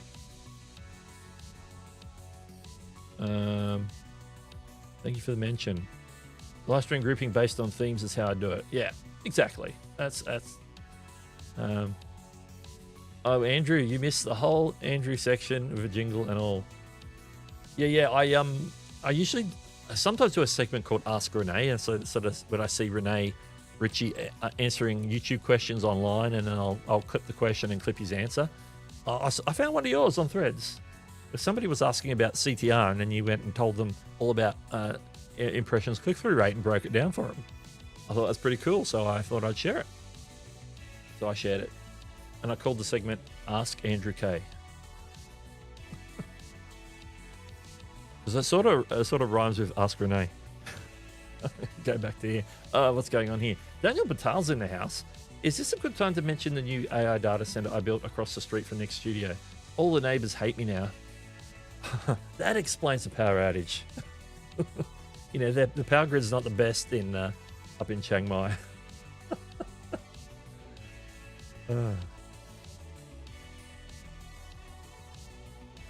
That's funny. That's hilarious. Yeah. So yeah, I don't know if I'm going to give too much actual advice to Chantel. I know where she's at with her content in terms of time she has to. I'm cleaning my glasses right now. Everything's all fuzzy. Without them, I mean. So yeah, I know that's all she can do right now for this channel, the weekly live stream. That's all she can manage with her work. Her other live stream on her other channel, work and life. Work and life. I understand. I have a full-time job. Like a lot, my live streaming is easier for me to do often. Like I'm here every week, I'm here every week, but it's more often harder to do to get the pre-recorded stuff out. I think the last couple of weeks I've been dabbling with the repurposing with the Opus clip. So I've been working on that, but I really, really, really, really need to get back into the long form. I've sort of let it sort of slide a little bit in the last month. I have been working on some ideas and scripting and stuff. I got one I'm ready to. I just need to record it, and then it's the whole editing process, which is fun. So yeah, all that to say that we have time constraints. Sometimes we can't attack YouTube or our channel like a full timer. We just can't, because we're doing other things with other things going on. So yeah, understanding what a creator is capable of doing with their time is important, because say, oh, you need to upload every 2 days and put out 3 videos a week and 20 shorts and the live stream. So not everybody's capable of that. So you got to understand people's limitations. And I should put my glasses back on. That's a lot better.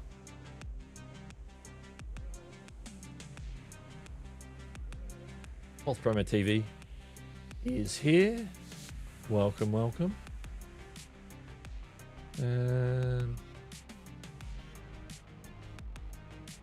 Was he? Yeah. He was in. Yeah, he was over in the vert. He was on the vertical feed. Yeah, we got to balance life somehow between work life and extra things I'm working on, the book, etc. Yeah, and then there's people. Sometimes I'm doing a bit of that too, and sometimes I'm dabbling with the AI stuff in terms of, like, probably more so I'm not sort of doing the generative stuff as much. Although if I need create an image for a thumbnail stuff, I'm using it for that, to help ideate thumbnails and then create mock-ups, and then I touch them up in, sometimes it'll put out something pretty good, and I want to just touch it up a bit in Canva or something like that. Put my touch on it. The fact that you can go into our studio and say, hey, this video down here that I did like a few months ago, can you suggest, because YouTube understands what the video is about. It's like, it was a few months ago. I've done it to a couple of videos now. I'm like, hey, this video down here, what are your suggestions for a better thumbnail than the one that's currently on it? And that's all you have to ask, and it'll give you a couple of answers. It'll say, oh, here's one concept, and it'll explain why it's giving you the concept. It's not like, oh, here's a thumbnail. It'll give you a thumbnail, and it'll say, hey, this is thumbnail, this is what it's doing, and this is why we're suggesting it, because it's this. And then they might give you a second one as well. Often they give you a second one, and then you get that, explain why it's suggesting that as a route to go. And they're not like, they're not necessarily wrong or right, or one might be better than the other. One might. Sometimes you might have an idea for a video or for a thumbnail for a video that might not go in the direction that maybe you should go, and then they're saying, well, hey, we've watched the video and this is actually going to work better or whatever. And you can do that with titles as well. Get some title recommendations. It doesn't mean that the title's going to be better. It's just another recommendation, just another thing to consider. Because in the end, you got to test with your audience. So it's worth an older video. Maybe it's not getting a lot of traction. Maybe the topic sucked anyway. So why not just see if you can just get a little bit of extra action on it by switching up the thumbnail and the title a little bit. So I've been dabbling on that as well. How's your other channels going? I'm very quiet on my mobile channel and my tech reviews channel. For the tech reviews channel, I'm not getting a lot of new stuff in. I've got a couple of videos that I filmed, like literally found a video that I hadn't edited that was something I unboxed in this studio when I was in it previously. Like, I was out of this studio for 6 months or more. I think it might have been a bit longer, where I had a temporary space, my old thing, where it had the blue and red things behind me, and it was like really close to me and didn't have all this stuff. But it was in this space before I moved out and then moved back in. So it was like it's like well over 12 months old. It's like I hadn't edited it, put it on Amazon or on my CTR channel. So I've got a couple of those in the works I can like edit. So I've got those, and I have started dabbling with some of those to get some of those edits done, trying to get more time in the studio to do that, like in the evenings, is my plan. But I also got to sit down and record the video that I got ready to go. I should tell you about the video I got ready to go because I got more time to talk about it. I'm doing a video on, we've seen a lot of news about people who are getting their channels terminated, demonetized, and a lot of people keep, the common thread is people come back and saying, I appealed and it got denied instantly. And so they're going, well, no human has looked at this. No human has looked at this. The AI is just striking people down. And that's not actually the case. And so this video breaks down how YouTube's content moderation works in terms of how videos are getting in their queue and all that, how videos get in their queue and what they have to work with, what their situation is in terms of what they're allowed to do. And then at the end, I give some instruction on how you can actually better word your appeals to appeal to the human reviewers who have very specific things that they are looking for so that they can actually approve it. And if they can't find those things, then they will deny your appeal because they have to follow a framework that is set out by Google that they can't do all this stuff. But anyway, the video is a lot better than the way I'm describing it. So it's going to be an interesting video, and I'm hoping it'll get out there a little bit more. It's a sort of side tangent of what I normally cover, because lately I know I'm for news, but I do talk about the new features. And I think the last video I really enjoyed doing was when we were, I like recording tutorials. So, the tutorials like, I guess one of the last examples is how to set up the likeness detection, things like that, where I can break it down. So anyway, I'm going to jump back in the chat. People are saying stuff. Chantel says, I do get frustrated at times because I just can't focus on how I used to back in the day. And I did weekly upload content and live streams on Fiberific, but not anymore. Yeah, you had a whole different like schedule at that time, for sure. We need to mention that Chantel is writing her book on modding and to encourage her to keep going. Absolutely. A book on modding and a course, Andrew Can says. You're on coffee now. No, I've still got water. I don't have coffee until I get off the stream and go and put the kettle on. Make it. Which I probably won't, because I don't need the coffee to stay up late tonight. Unless I decide to start for Andrew and Roberto's stream. That's pretty late my time. We'll see.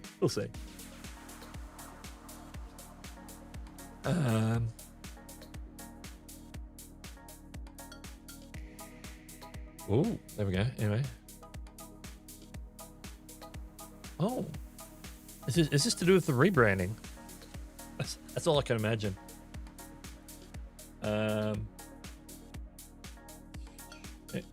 Heck, I got demonetized due to verification of my ID, and they declined, which is crazy. My account is so old. Was that when were you setting up?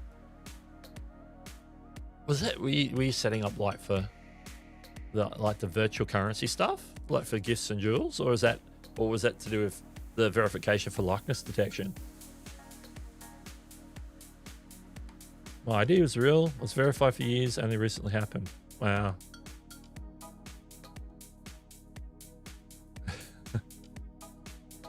KJ Lumber is at the janky lemon live. Yeah. I just need to duplicate myself so there's two of us.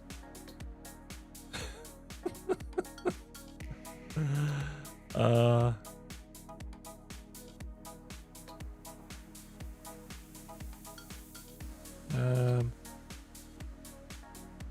the Lego should tell very much so. Look, took a lot of time, but it was worth it.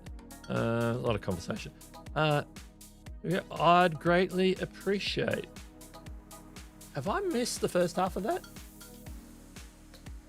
Is that you want me to look at the channel? Is that what we're talking about? Just so I know. I think it could be. Because I know you were asking about it before. When you were asking Chantel about that.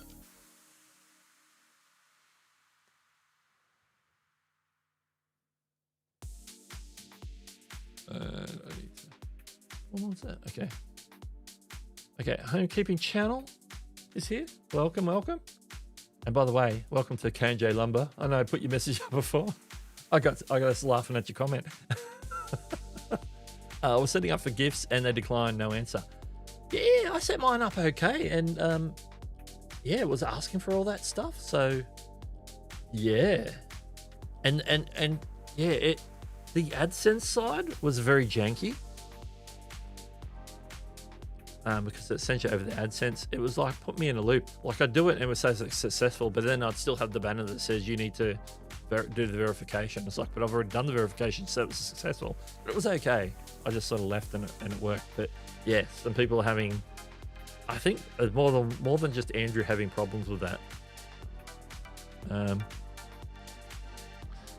When you duplicate yourself, just make sure to mirror it so that you're talking to yourself. So like I'm sit this side, and I can sit on this side.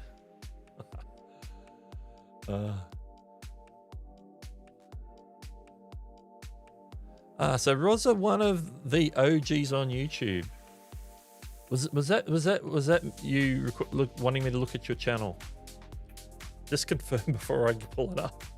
I don't want to pull it up if you don't. But I know you were mentioning it earlier in the chat when you were asking Chantel how to go about it.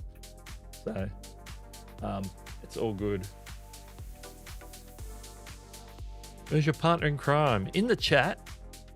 I didn't know Nick and Dee weren't going live until Nick jumped in the chat midstream. So I was just doing my regular news show, and so now I'm just lingering a bit, if you know what I mean. I didn't have a heart out because I didn't have to get to Nick and Dee show.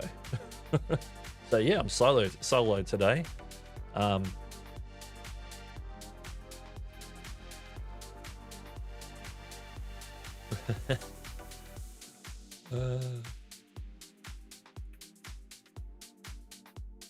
And if anyone's got any question about like YouTube, any of the recent YouTube news or features, you can drop in the chat, put a Q in front of it.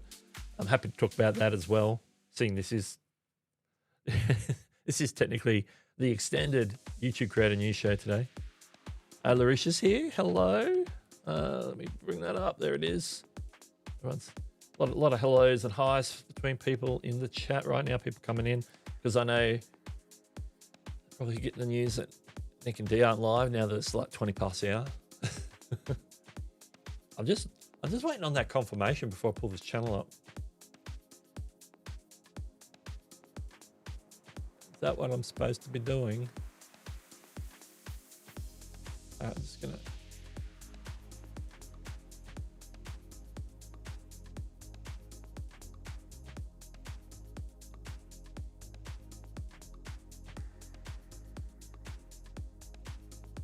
Oh, there we go. Sorry, maybe next time I understand. Just OAC thing. I was amazed.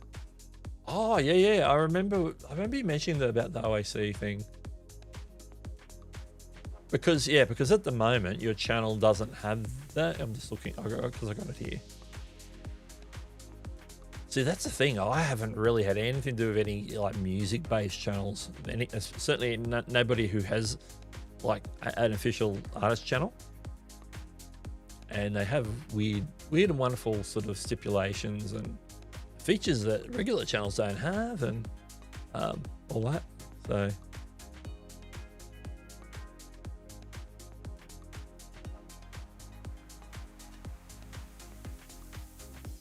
oh, here we go.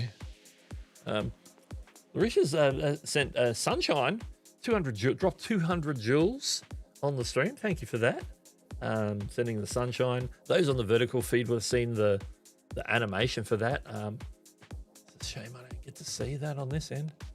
I virtually have to have my, you know what? I should just open on my phone my own stream in the vertical feed. Let me try that. Let me try that real quick. The easiest way to get to it is to go to my channel. channel. Yes. Okay.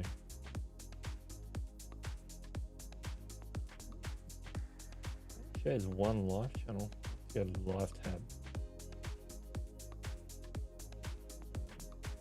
Up. And, turn the volume down. Shouldn't have the volume up.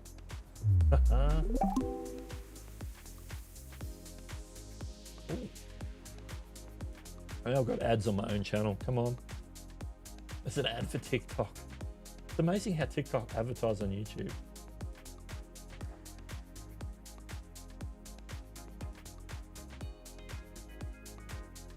Oh, it's funny. It's not in the shorts feed though.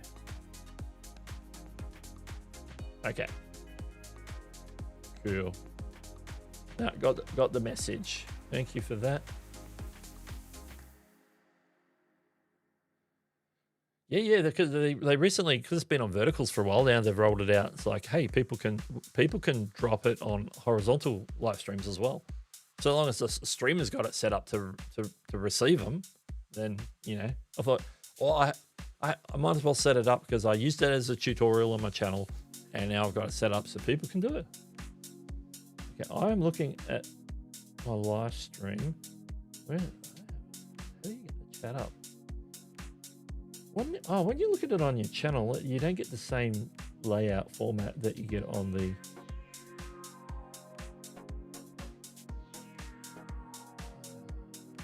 Really? Okay, I'll do it that way. That's fine. That's fine. Now I'm jumping. Let's jump on over. Oh, that's the wrong tab. Okay, this is Rosa, one of the OGs on YouTube, or aka the name of the channel, Music and More, since 2006. I was going to say 2006. Okay, yeah, 2006 works.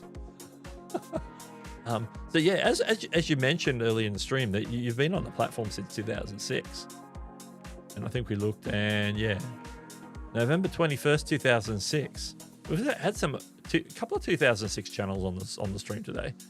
Because I know Froggy was on 2006 as well. So that's pretty cool. Okay, so we know you're a music channel because we talked about that previously. It says, no phones, no expensive software, just raw guitar instruments recorded on a laptop mic with visuals made frame by frame, MS Paint and Movie Maker 2012. Subscribe to support raw music. So doing like a very raw bass sort of music. So you're using raw guitar instrumental. So using a guitar, you're just recording it rough and ready straight to your computer, which is like, I guess it's a unique proposition. I'm sure other people probably do that, but in the sense of that's sort of like the premise. I had this channel since 2006. My first upload was 2009 with a dodgy camera. Bought in a market. My video was when I took a video of Irish fans coming out of Wembley. Okay, got some stuff going on there. Got some of the influences and covers there mentioned as well. And looking for suggestions how I can improve the channel. We're always here for that. Okay, and based in the United Kingdom, and currently have 14 subscribers and 27 videos. Let's look at the content. I'm going to quickly look at the homepage because we're already there. And the For You tab, that's common. We've got a featured piece of content. It is only 8 days ago, so that's pretty cool. Looks like it's a short. Yep. I'm scrolling too widely there. A For You tab, which is just YouTube picking the content to show me. Created playlists. I don't like seeing the stacked playlists where they're just like one single thing to click into this far up the page. Like I'd probably feel better definitely if this videos tab, which seem to be most recent videos based on the dates, above that, sort of closer to the top. Obviously the For You is right at the top unless you turn it off. The shorts, that's interesting. I just want to see what else we got. The shorts, I wouldn't put them too close to the top. I don't mind having a shorts tab when you get a lot more content and you need the space, maybe not having the shorts short shelf on there, but for now, short shelf would be okay. Popular videos. These are videos that are on your channel that have the most views. Obviously, this one isn't music based. It's the one you mentioned, the fans coming out of Wembley Stadium. So yeah, I wouldn't move that up any higher, because some of this stuff is like, people see the oldness of that, unless they're like, oh yeah, U2, that could grab, the artist being covered might get attention, but they are quite old. The people sort of, a lot of people like the more recent stuff to be featured. And you've got a post shelf, which I think YouTube turned on by default when they added that, which is at the bottom. If I was to have it on the homepage, I would have it near the bottom. But I think having more playlists, if you can get some more like this style playlist videos in this sort of format, lengthways, gives people things to click on, interesting thumbnails. Some of these thumbnails are visually more interesting. I don't know if that tells me everything I need to know, but sometimes it will work through his eyes. We've got a cat. I don't know what the cat's about. I've got the guitar. Gives me the guitar vibe. 3 doors down. The title tells me certainly what's been covered. So that's cool.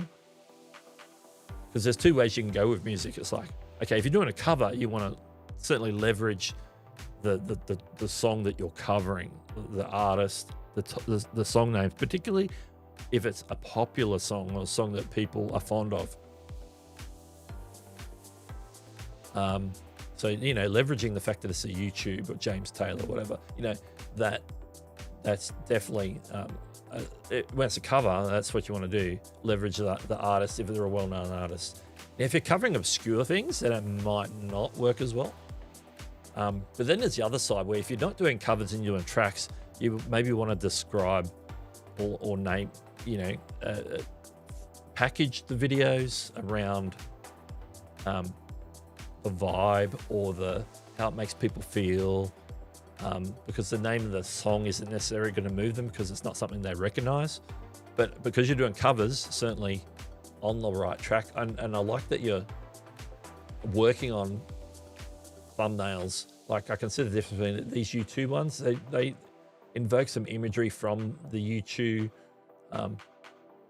artwork here, because you got there and there.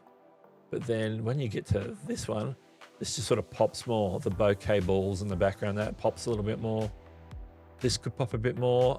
I'd like to maybe see the picture of the guy walking down the street in the rain, maybe a little bit closer up. It's sort of the colors blend from whatever that background picture is. It's all out, like a bit more of out of focus. I don't mind the bouquet balls in here and here. I don't know how the line fits in with Counting Crows. There's probably a way to do it, Mr. Jones. Oh, Counting Crows is the band, isn't it? I should know that. Mr. Jones. Okay, if I knew the particular song better, which I don't, it would probably make more sense to me. So that's fine. Anyway, I'm going to jump to the videos. I want to have a look at what we got. So then we're seeing the same sort of, because that shelf that we were looking at there was videos. It's the latest videos. The most recent video was at the front. Obviously when I go here, and then I get down past the ones that we already saw, and then I can see this one from Eagles. I'm assuming that looks like some sort of album cover or something. I don't know if that's... Eagles are an interesting one to cover, so I don't know how you go. I don't know how you went with copyright on that one, because I know Eagles music's very litigious, so I don't know how you went. Hopefully, all of a sudden, okay. So this is where you started a month ago. So you had this gap here from 12 years ago to here. I don't know if you had any content in between. You might have deleted it. That's fine. But yeah, work on keeping it focused. If you're doing a music channel, looking at becoming a official artist channel. Focusing on making sure that the content on your channel is music specifically. And obviously this older stuff is, most of this old stuff is as well. This exception, which is like the outlier video, which is not sort of in the direction that your channel is going or where you might want to take it. So this is like the outlier that isn't going to be doing you any favors, because people who come here, maybe some of the 1,000, how many subscribers was it? Oh, it's only 14 subscribers. Okay, I take it back. You probably didn't get that many subscribers from this video. Maybe a few, who knows? Maybe they saw that the rest of it was music and didn't subscribe. But you got a lot of views on it, and it's fine to get a lot of views on stuff. But if that's the video that's getting pushed over the other stuff, then that could be an issue. And that just sort of glitched for a second. So yeah, then we've got this older stuff. I can see, I don't know if that's the thumbnail you had on it 14 years ago, but that's looks more up to date. Some of this imagery, oh yeah, there's Ronan Keating. Some original image there. It's looking very sort of like not high contrast, high resolution.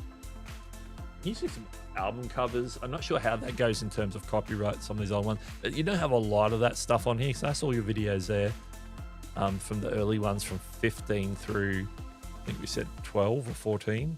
Oh, 14. And then there's just this one here. Okay, so there's not a lot of content yet, but I'm liking the thumbnails you got so far. And I think since coming back, I think the U2 with or without you, but that's like a song that's right up there. It's like people remember that, even though it's old, from back from the I think late 80s, early 90s, if I recall.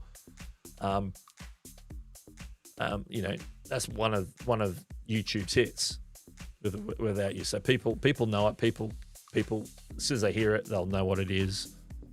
So I understand why that one's done a little bit. Plus, it's been up a fraction longer. Done better than this one. It did better than the Eagles Hotel California one as well. 1925. Yeah.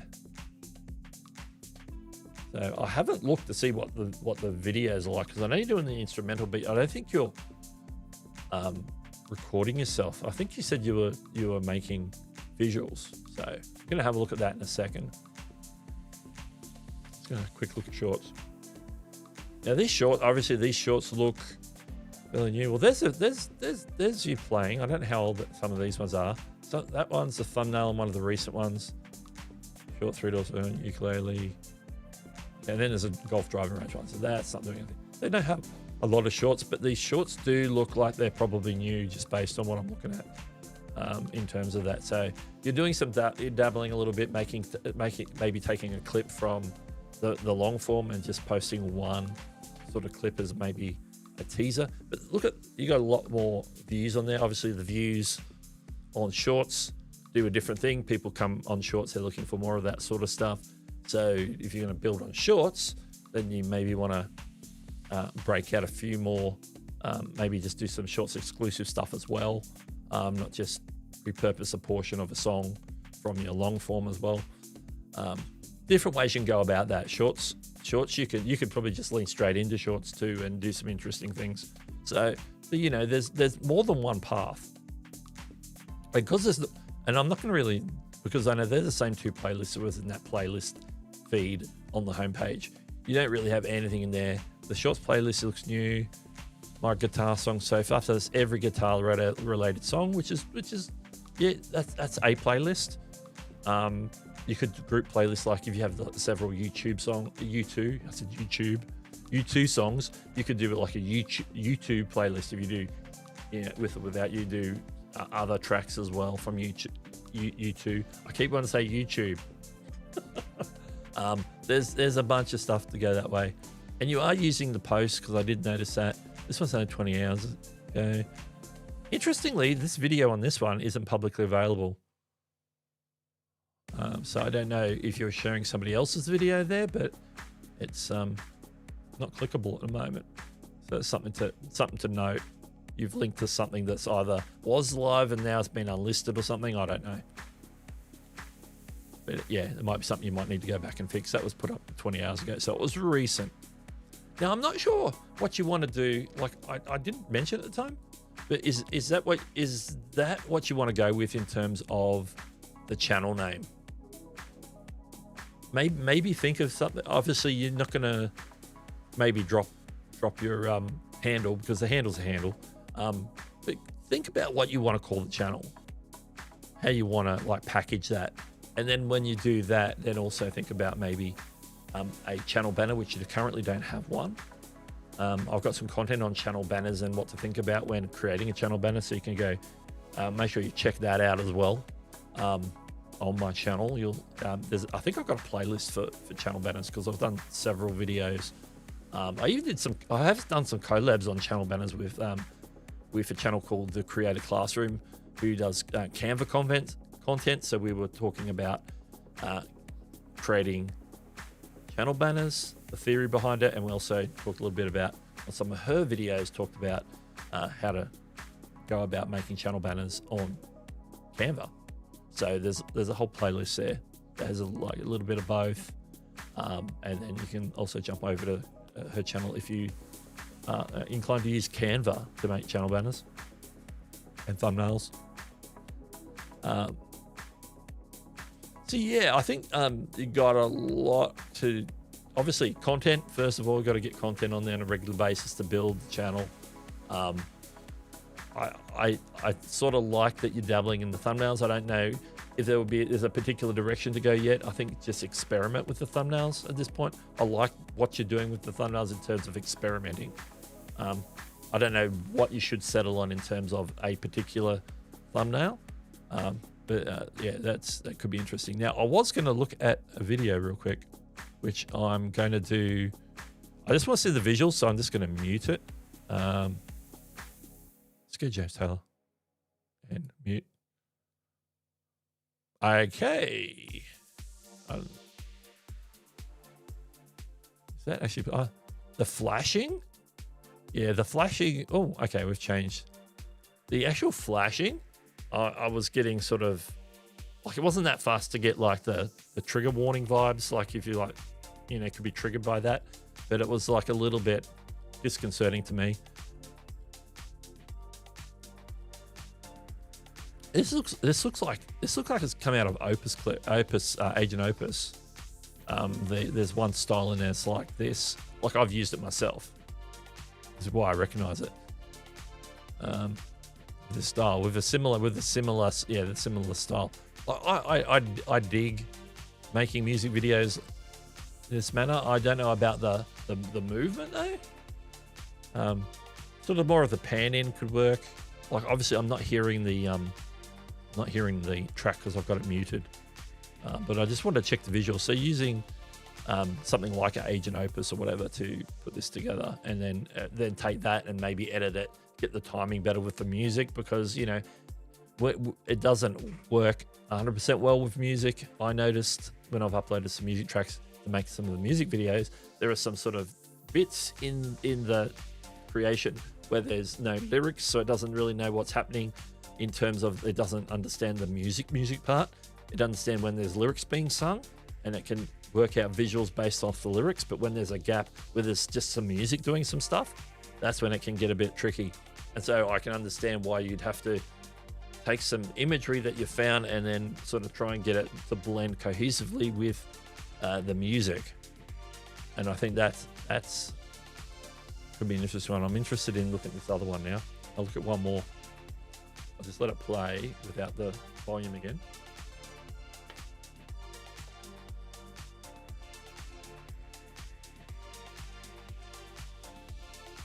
Okay.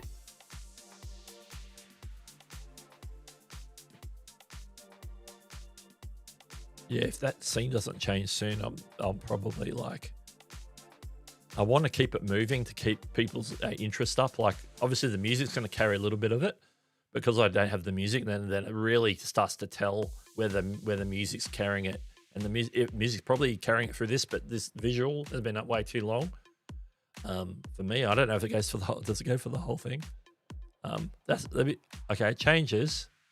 It's the same sort of thing, but it's something else. It's obviously illustrated. I'm back to that original one we had. Oh, there's a different one. I'm assuming the in and out, the strobe is like in time with the beat or the rhythm. Then we got a line at the end. Okay. Oh, we got some text at the end. Okay. Yeah, I'd work on the visuals on, because I think, you know what? I can't even comment about the audio because I haven't listened to it, but I think the visuals need a bit of work on. Let me.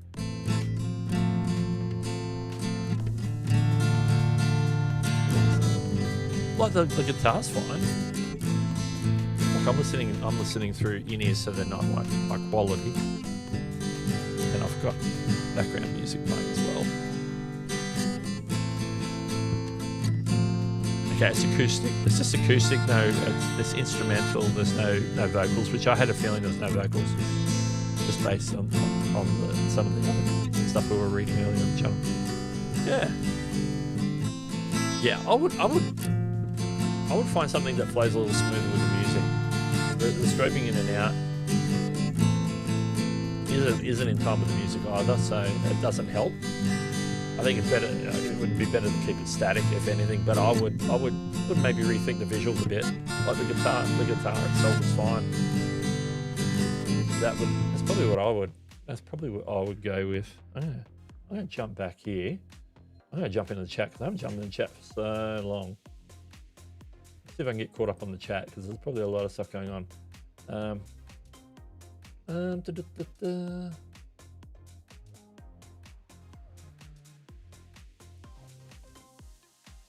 Saying about tax season. So happy you're loving your new job. Okay, there's a conversation going there. Cool.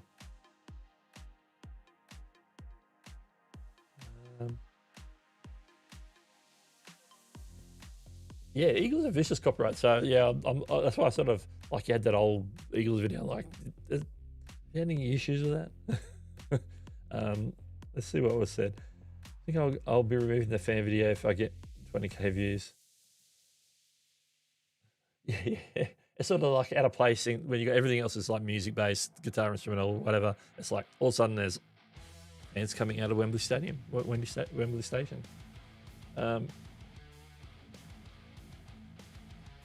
Because the early ones, it just had the music, and then you were just using the album cover as the visualization because you have to upload video to YouTube. You can't upload just audio. So yeah, I understand that from back in the day. So I would certainly think it's good that you're experimenting with the visuals to make it more visual. So I think it needs, particularly in terms of that last one we looked at, I think it needed a little bit more work. Like the other one was a little better, where you had some of that stuff that looked like it came from Agent Opus. It was generated, but you've just stitched it together. You probably just work on the movements to make sure they're not sort of incongruent to the instrumental, so they work with the music, to be guided by the music, instead of I'm doing one thing with the visuals and then the music's there over top of it, because you want to complement the music, you want to complement the guitar playing, you want to improve that with some visuals. You want to make it, if they have it on the TV, because they're probably listening, but if they're having it on TV, that there's something interesting to watch. That is like less unless there's like, like you've got drums going and it's got a driving beat or something. I don't think you need a lot of in and out movements and different things. I understand why movement keeps things moving on, and it's remembering how long do I want to hold this one visual before I go to the next visual. So maybe having more visuals to add to keep it flowing, so it doesn't visually drag, because the music's not necessarily going to drag, but the visuals will drag. If you're private, you'll lose the views, so rather than confuse your audience, I'd probably remove that one. Yeah.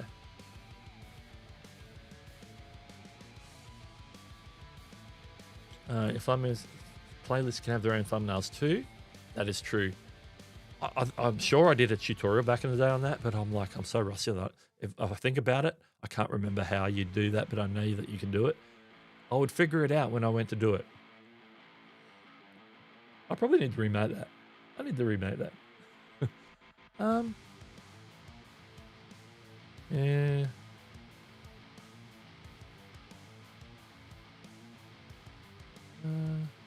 I picked up some great ideas from your channel banners. Oh, cool. Cool. There's a link to my channel about in videos. Are good. Okay. Hear that on stream. At that point, I think I was doing it on purpose. If that's the point that I think we're at.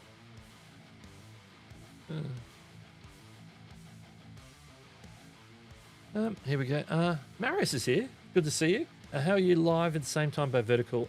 Because I'm using eCam's dual canvas, and so I'm sending 2 different streams out at the same time.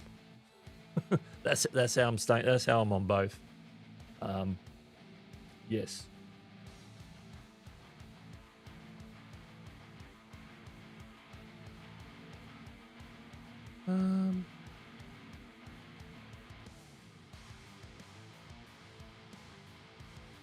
Lovely.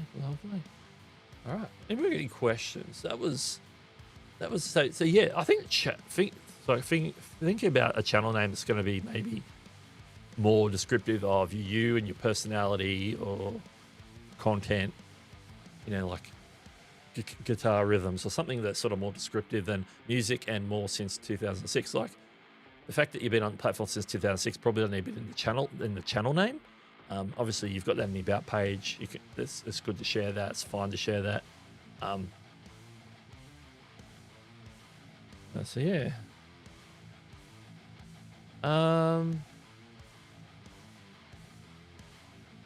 Let's see. Rocky says, I asked this question for you on channel. Which one did I miss? Did I miss one? Yeah, if I missed it, just say if it's further up. Like I'm looking back a little bit. I skipped through a few real quick because I was trying to catch up.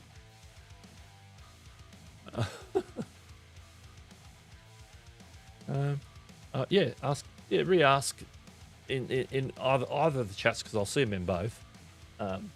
If there's something there for me. What was that? Okay. When other people view your channel, you can remove it. Not sure if I follow what's I'll drop back in. For you. Oh, okay. Oh, I gotcha. I think I understand. If I have a digital product, this is Maris, which platform do I sell it? Gee, there's so many choices these days. I think sometimes it just depends on the format. A digital product. So if you're talking about like maybe like a PDF or something, then it's like the world's your oyster. You can do that if you want like a easy lift, so you don't have to set up anything too technical. Then something like Buy Me a Coffee does digital products, and you don't have to pay anything to host it. You can just set your price, and I think there's a little bit in processing that they take, but other than that, you can set the price and sell those things. The money comes to you through Stripe or whatever other methods they have. I know I have mine connected to Stripe. If you have a mailing list and just want to do like a lead magnet to get people on your mailing list, you can do that all in Kit. So you can do your mailing list in Kit and also host those digital products and landing pages in Kit. That's kit.com. Is it kit.com? Let me check what that. But that's not sell. But you can also sell through Kit. They actually do like product pages where you can actually sell stuff as well. I haven't dabbled with that, but I think it would work similarly along the lines of what Buy Me a Coffee is doing. Very much similar. So you can have a landing page where they can actually buy the thing. So you can send someone directly to the landing page for the single product if you're just doing like products. But if you're going to have like a big catalog of digital products, then maybe you want to host on some place that has like a checkout system where they can buy multiple items at the same time. Something like Fourth Wall or Spring. Used to be Teespring. They do digitals. I've never got the digital to work properly on Teespring with YouTube. Some of these ones have digital, like YouTube, Spring and Fourth Wall have YouTube integrations, so they can show up I guess they don't show up under your channel anymore because they're discontinuing that. But you can tag them in videos and different things like that. Put them in cards. But yeah, for hosting, some people like to host on like Gumroad.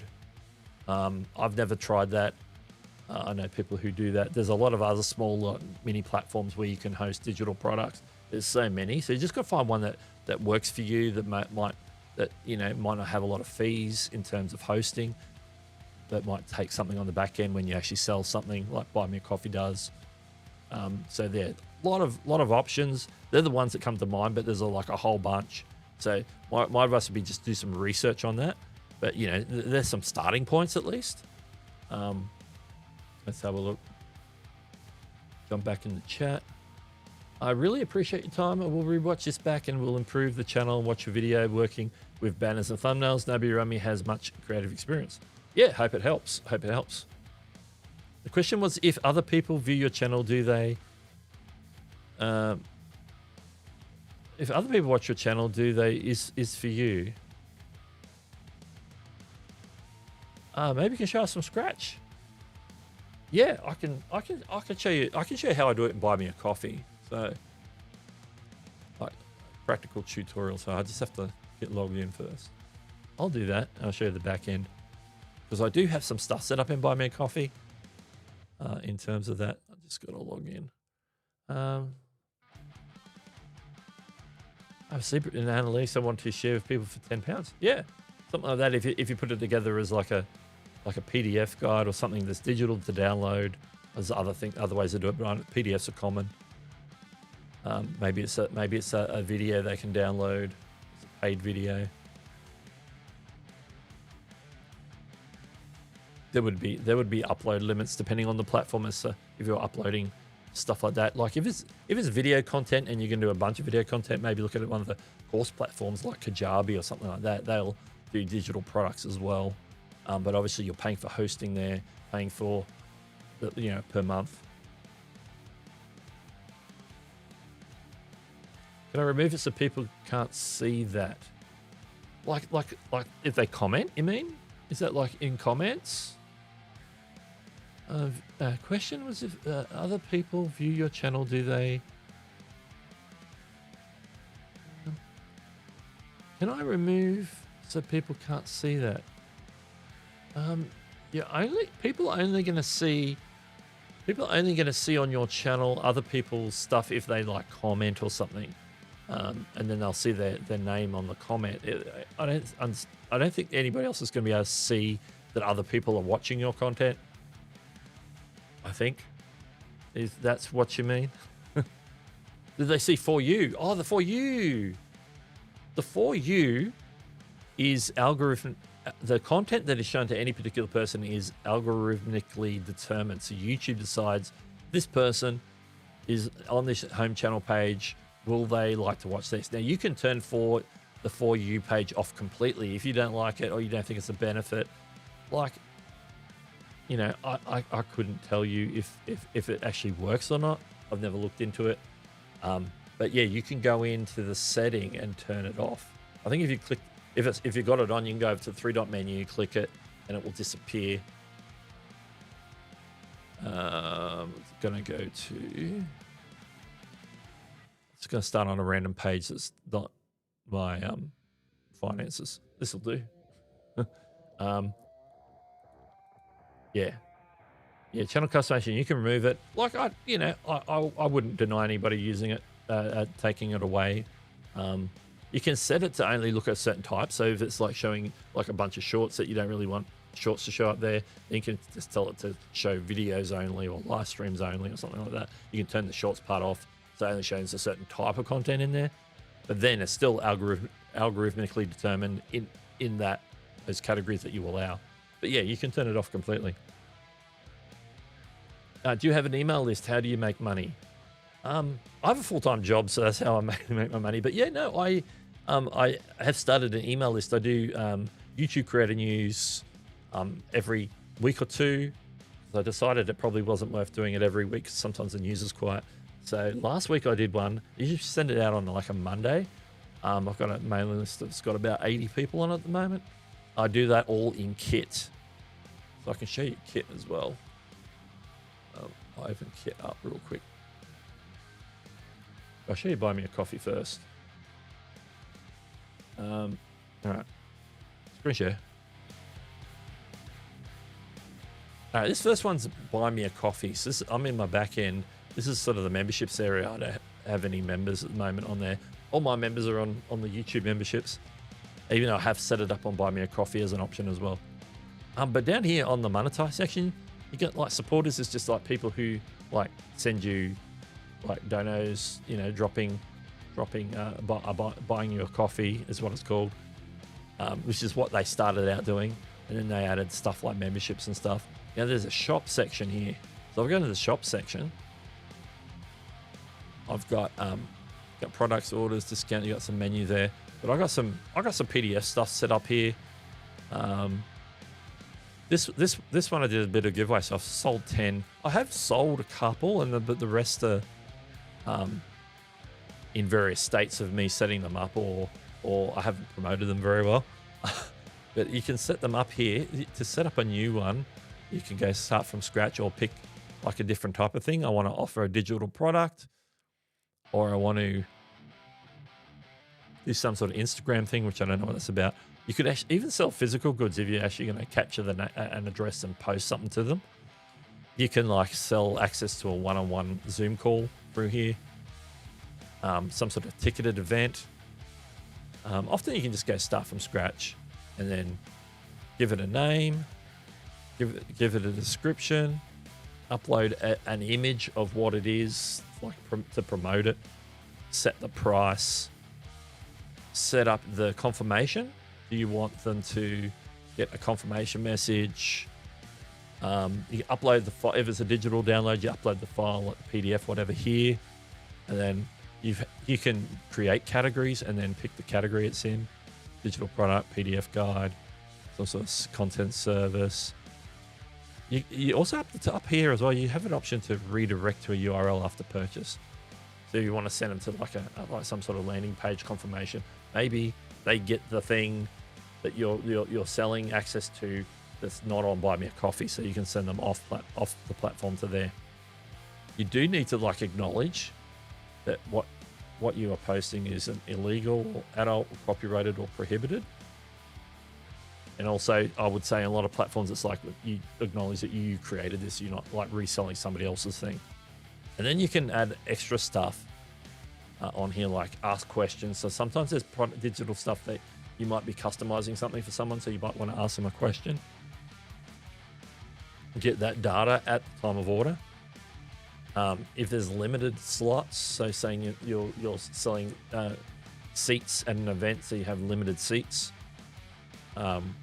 If you're members who are members on Buy Me a Coffee might want to come in and get a different price. Kelly Blaine, Sal's here. Are we live or am I watching a replay? I'm live. Or you could allow a buyer to choose a quantity. So if it's something a little bit more physical, like a ticket or a physical product, then you want to have quantities. If it's a download, they're only downloading one. You wouldn't download the same thing multiple times, because once you got it, you got it.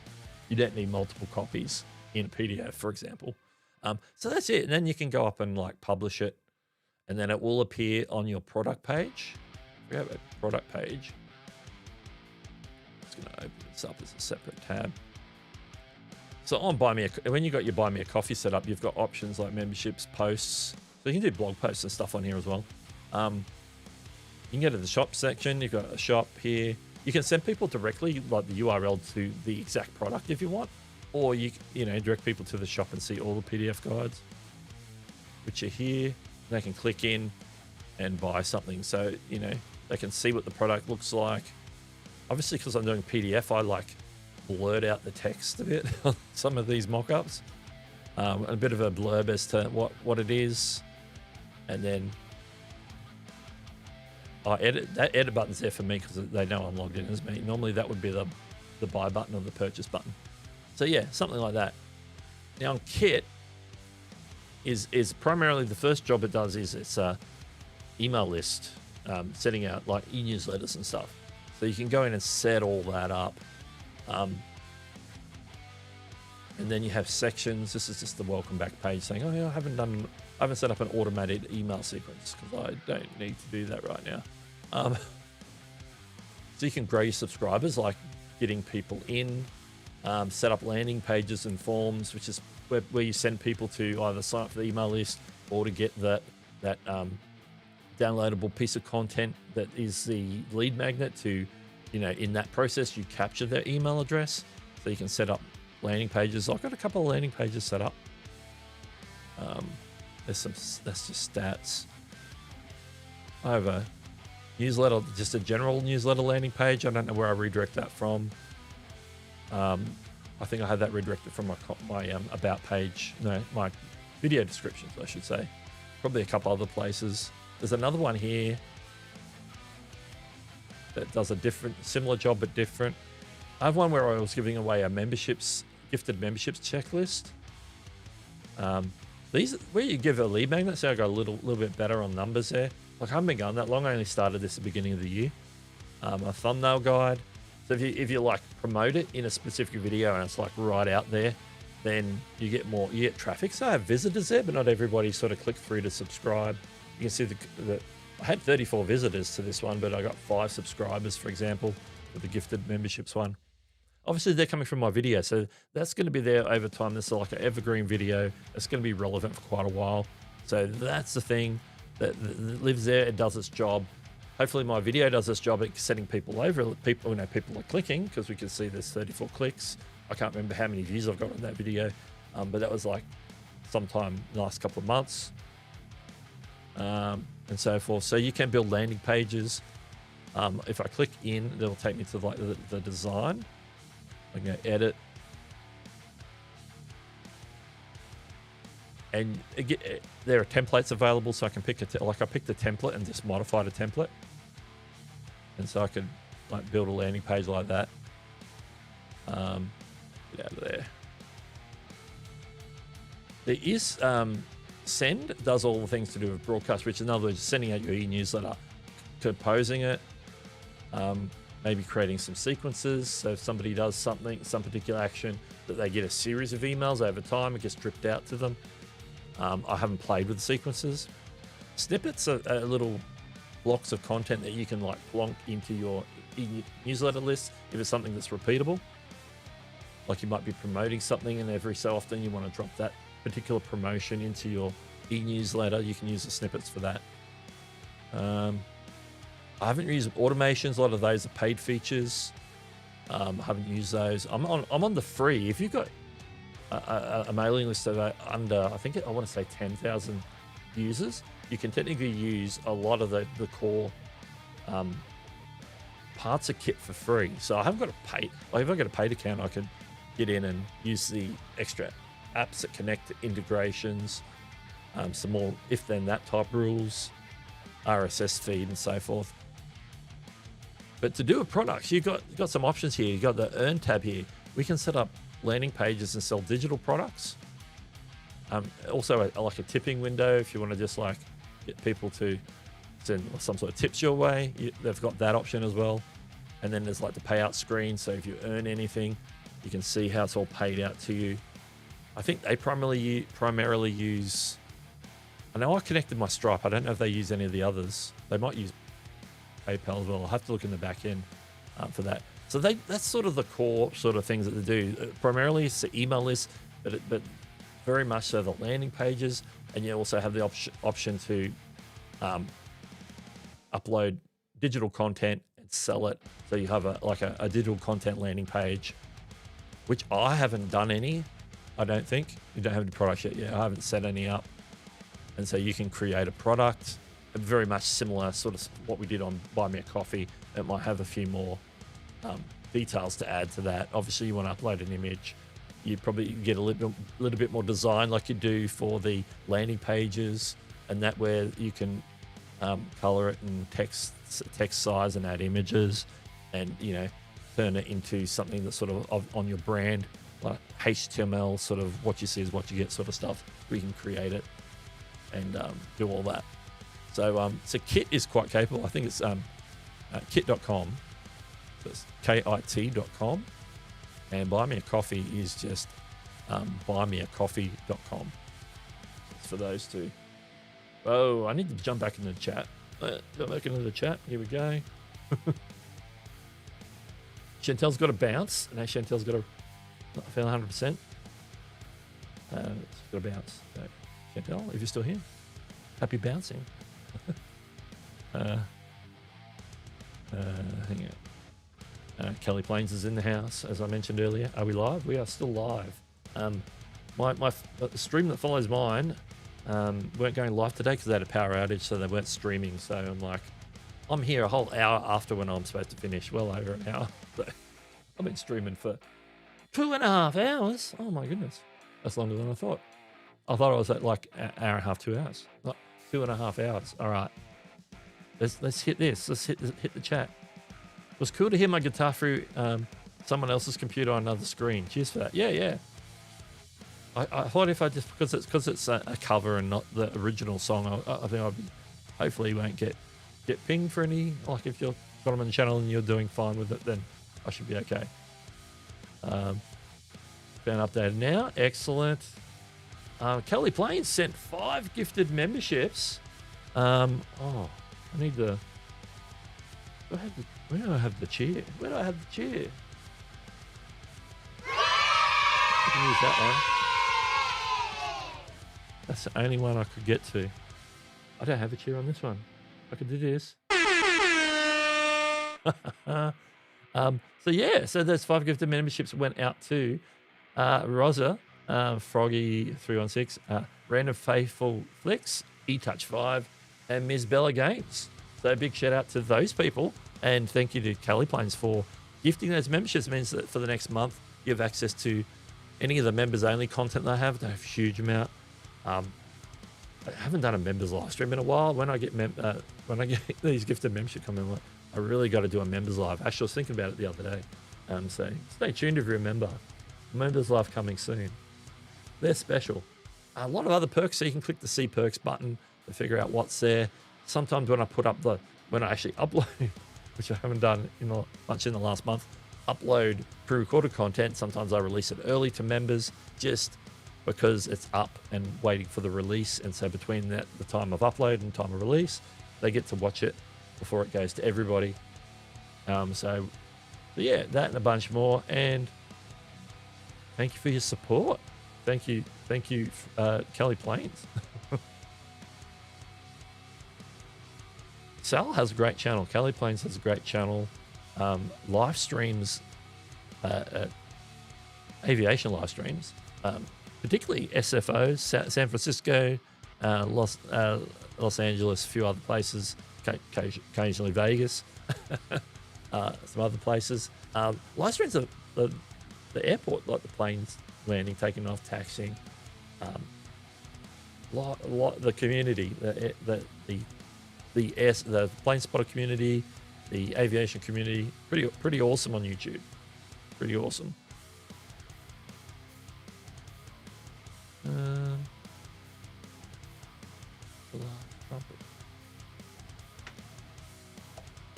Indeed.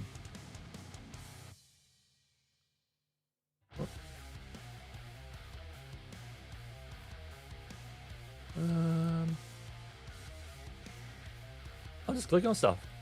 Lee's out. Great stream. Have a great day. Yeah, well, I think we'll be wrapping these up shortly. This should be really help me to get the channel. Yeah. If you have any questions, just I'm here Saturdays, pretty much every Saturday. So if you've got questions, you can come just drop them in the chat during the show. I have a little bit of Q&A time on my normal length show. After we do the news, there's usually a bit of a Q&A time where we shoot the breeze a little bit more, do all that. One thing I haven't done today, and I think we should call at this point, you can still chat, and this is because this is your last chance to make a comment or ask a question.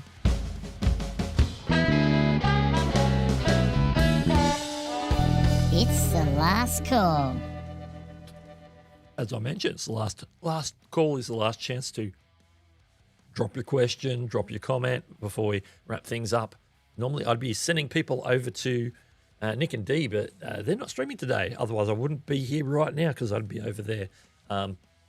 We later today at 4, no, not 4, 1 p.m. Eastern. 1 p.m. Eastern. So that's in a few hours. Roberta Blake and Andrew Can will be on the Opus Clip channel talking about, I believe they're talking about shorts today. Let me have a look. Let's hope it loads. I can tell you what they're talking about. I'll jump back in the chat. See if my live stream widget's actually going to load today.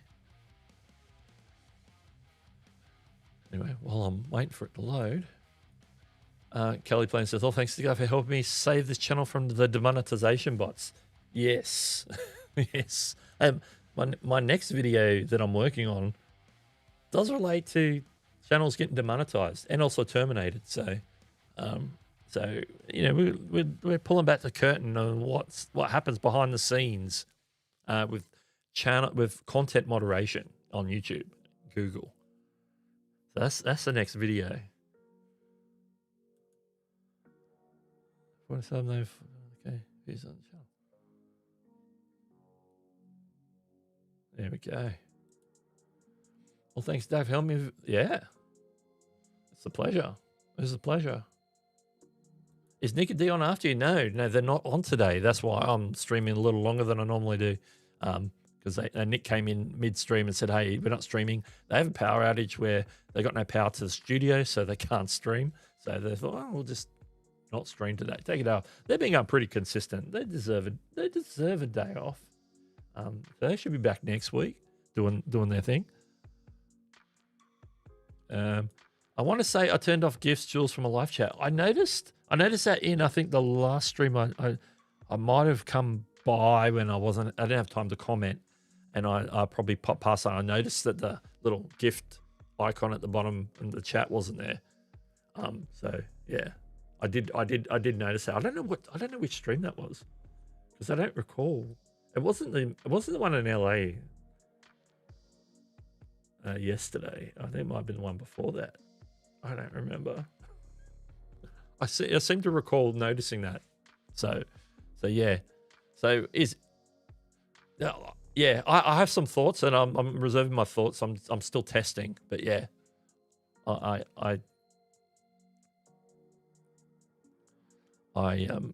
have some thoughts on whether it's worth it or not. Because I know, okay, yeah, we've got it on horizontal now, and obviously your stream is a horizontal stream.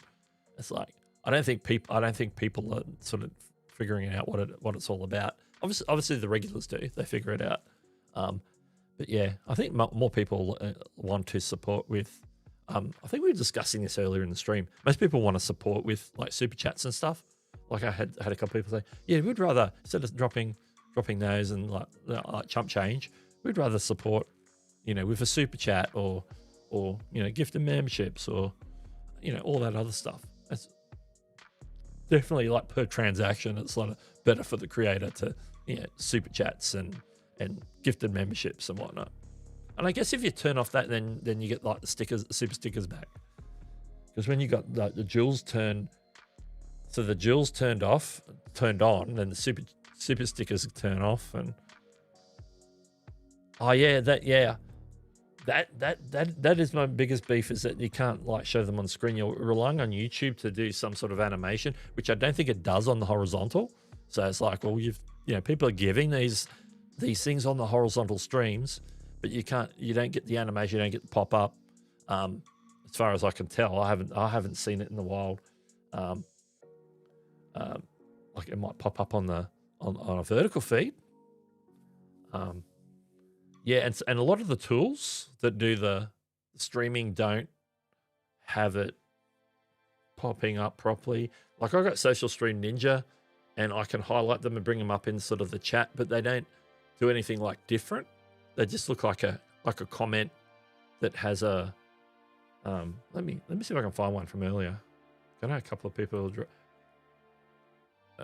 Gifted. Oh, I don't have enough history. It doesn't scroll back up far enough. Bummer. Ooh. Okay. Yeah. Yeah, the visibility's got to be better for them, in my opinion. And people are paying for the animation. There's got to be a way that they can, now that they've put it on horizontal. Now I understand how it worked in the vertical shorts feed, because it was like they were doing all that, and then all the people were there on that stream. They weren't watching on different devices. They were on a mobile, that you had to watch it on a mobile device to get the stuff. I guess if they were watching on desktop, vertical on desktop, because it was on their channel as well, they wouldn't see the animation either. So there's some limitations there.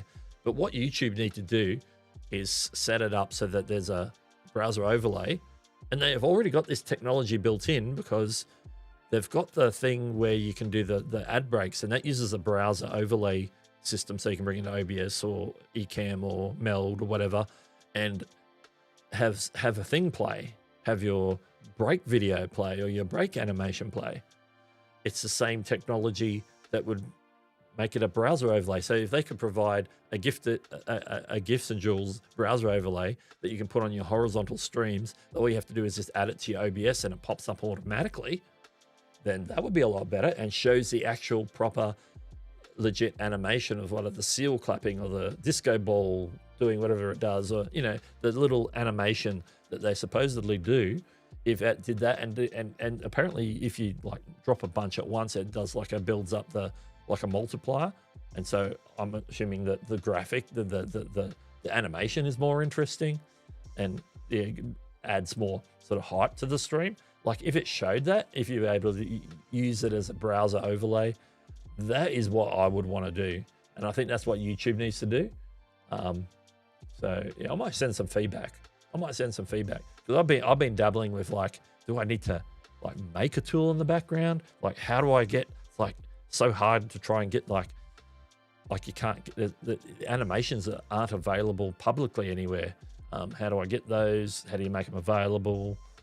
Can you figure out what the URL is for them so that you can maybe inject them into your browser overlay? There's a whole lot of technical stuff that I'm not technical, but I've done some stuff with like vibe coding and stuff to try and figure some stuff out, and getting the AI to do some investigating to figure out is it doable and how would we go about it? What's the options?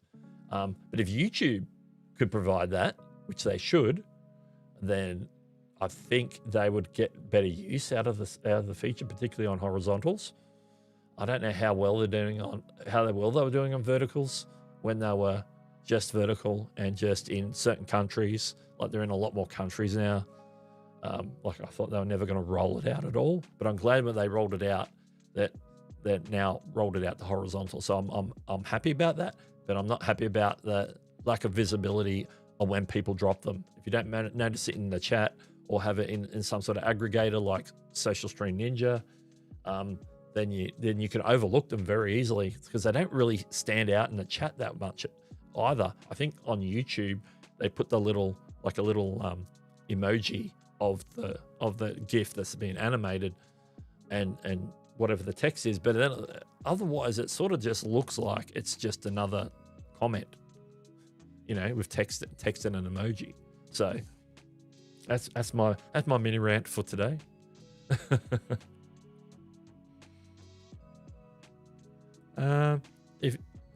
If you're out and about this way, watch, listen, or on the move, yeah. The other stream is helping people who are out and about. Yeah, the vertical, yeah. No, certainly. I vertical stream every week now, and I've sort of built it in, and I'm waiting for them to roll out the feature that we talked about in one of the news stories today, with the dual injection, so you can have the vertical horizontal come at the same time, integrated chat, the whole bit, where you can send them the two individual feeds instead of having to, currently, if you use the dual screen feature on YouTube side, it just crops the middle of the frame. So right here, it just crop me, and then I could lean out of the thing on the shorts, which I'm doing now anyway, because that's how I've got cropped on that particular scene. But here I can do different things. So if you're watching the vertical feed and I go to a different scene, then, if I go to my phone scene, then, the horizontal sees it one way, and then the vertical sees it another way. I'm just showing you, I've just got my vertical feed on the phone right now. But I can customize the vertical feed to fit the vertical a format instead of just always having what you're seeing now on the vertical, which is just me cropped in the middle. So yeah, interesting. Need to count that for last call. Yeah, I just never know how long it's going to go. Yeah, Sal agrees. Yeah, indeed. So yeah, I think we're going to call it now because like I wasn't expecting to stream for 2 hours and 50 minutes today. I was expecting to stream for like an hour and a bit. That's like what I normally do. So make sure to, I'll pull this up real quick, but just ignore the Niman Live part. Niman Live 9 a.m. That didn't happen, so just nix that. But Oprah's Clip channel today, Roberta, Blake, and Andrew Ken, 1 p.m. Eastern today.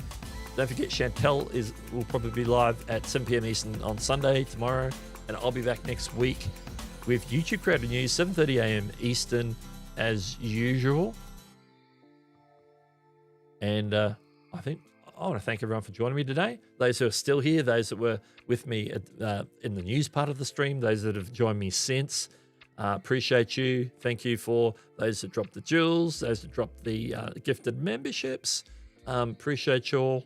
And I will see you next week.